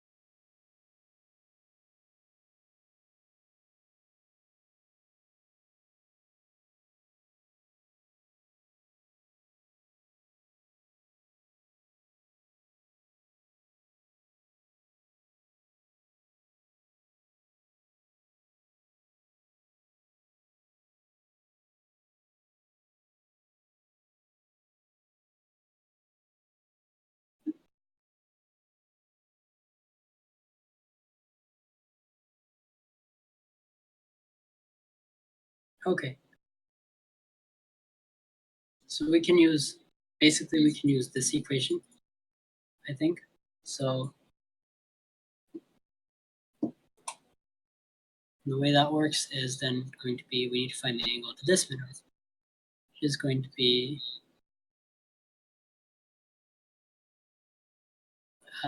okay, this is the distance, and then we want 1, so 1/6 of this, so divide by 6, and then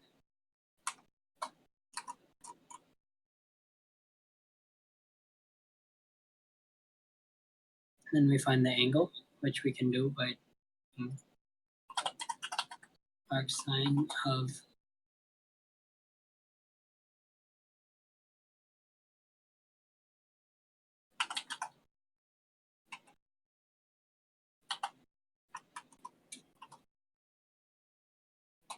that gives us our answer in radians of theta, and theta equals, that is 590 nanometers, right? So B equals,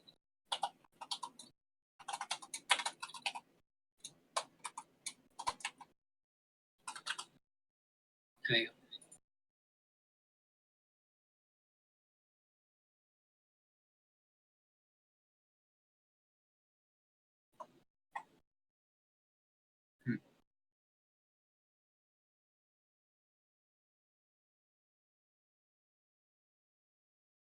Right, so I messed that up, and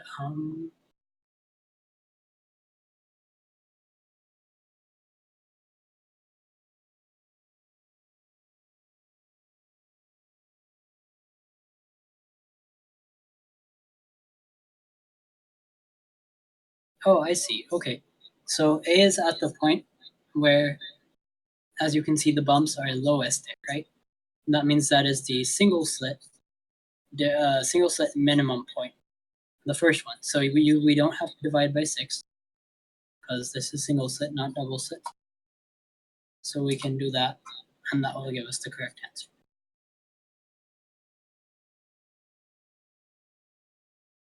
I haven't done this stuff in a while. Resolution 9.4.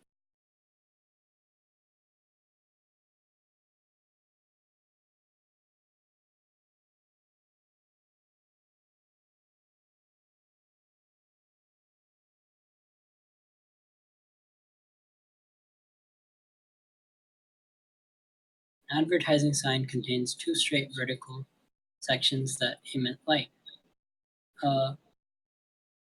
Top view, side view, okay. Separated by a horizontal distance of 0.13 meters, an observer views them from a distance of 720 meters. The wavelength of the emitted light is 510 nanometers, and the diameter of the aperture of the observer's eye is 3 millimeters. Determine if the images will be resolved. Okay, so what is our equation? Our equation is theta equals 1.22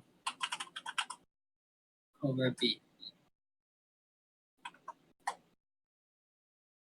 So we want to know if theta is indeed, what is theta first of all? This is 720. This is 0.13. So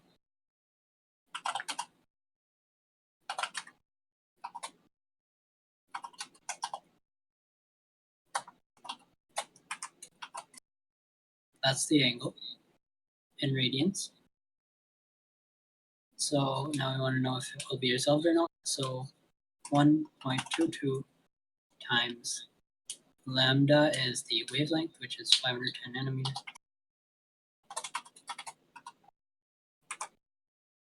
Divided by b is the aperture of the observer's eye, which is 3 times 10 to the third meters. So that is the minimum resolvable angle. Our angle is smaller than that, so our angle will not be resolved. What does this be? They cannot be resolved. Separate, yeah, 2.1 times 10 to the negative fourth is the minimum angle. one of the vertical sections is switched off. The observer looks at the illuminated section. The diameter of the aperture of the observer's eye is now 2.5 millimeters. Calculate the angle. Okay, well, that's just diffraction again.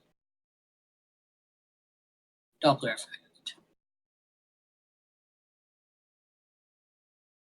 This looks like it's mostly either paper. This is mostly a paper one thing, it looks like. For AI. Explain using a source emits sound of frequency f. Source is moving towards a stationary observer at a constant speed, measures f prime. Why f prime is greater than f using a diagram. Okay, well, that's no good. Let's do this. Explain using a diagram should be relatively simple, since I just did that while I was explaining the topic. Frequency of f is 275, so it's moving at that speed. Speed of sound in air, calculate the observed frequency. 275 hertz, 20 meters per second, 30 meters per second. We want f prime.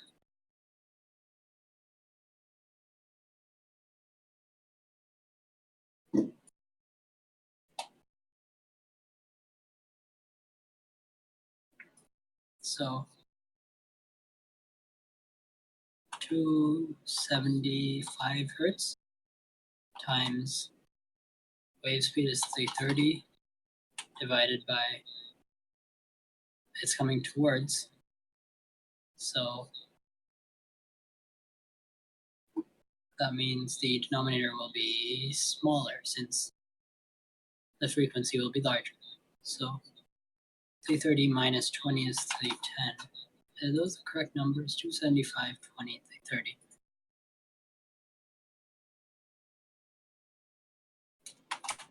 And then, so it's going to be 292.7 hertz. 293 hertz. Yeah.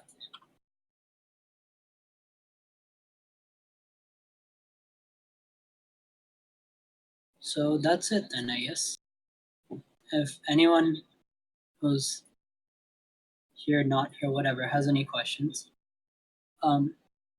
please either post them in this physics revision channel on the IB Discord server. Let's pull up the IB Discord server.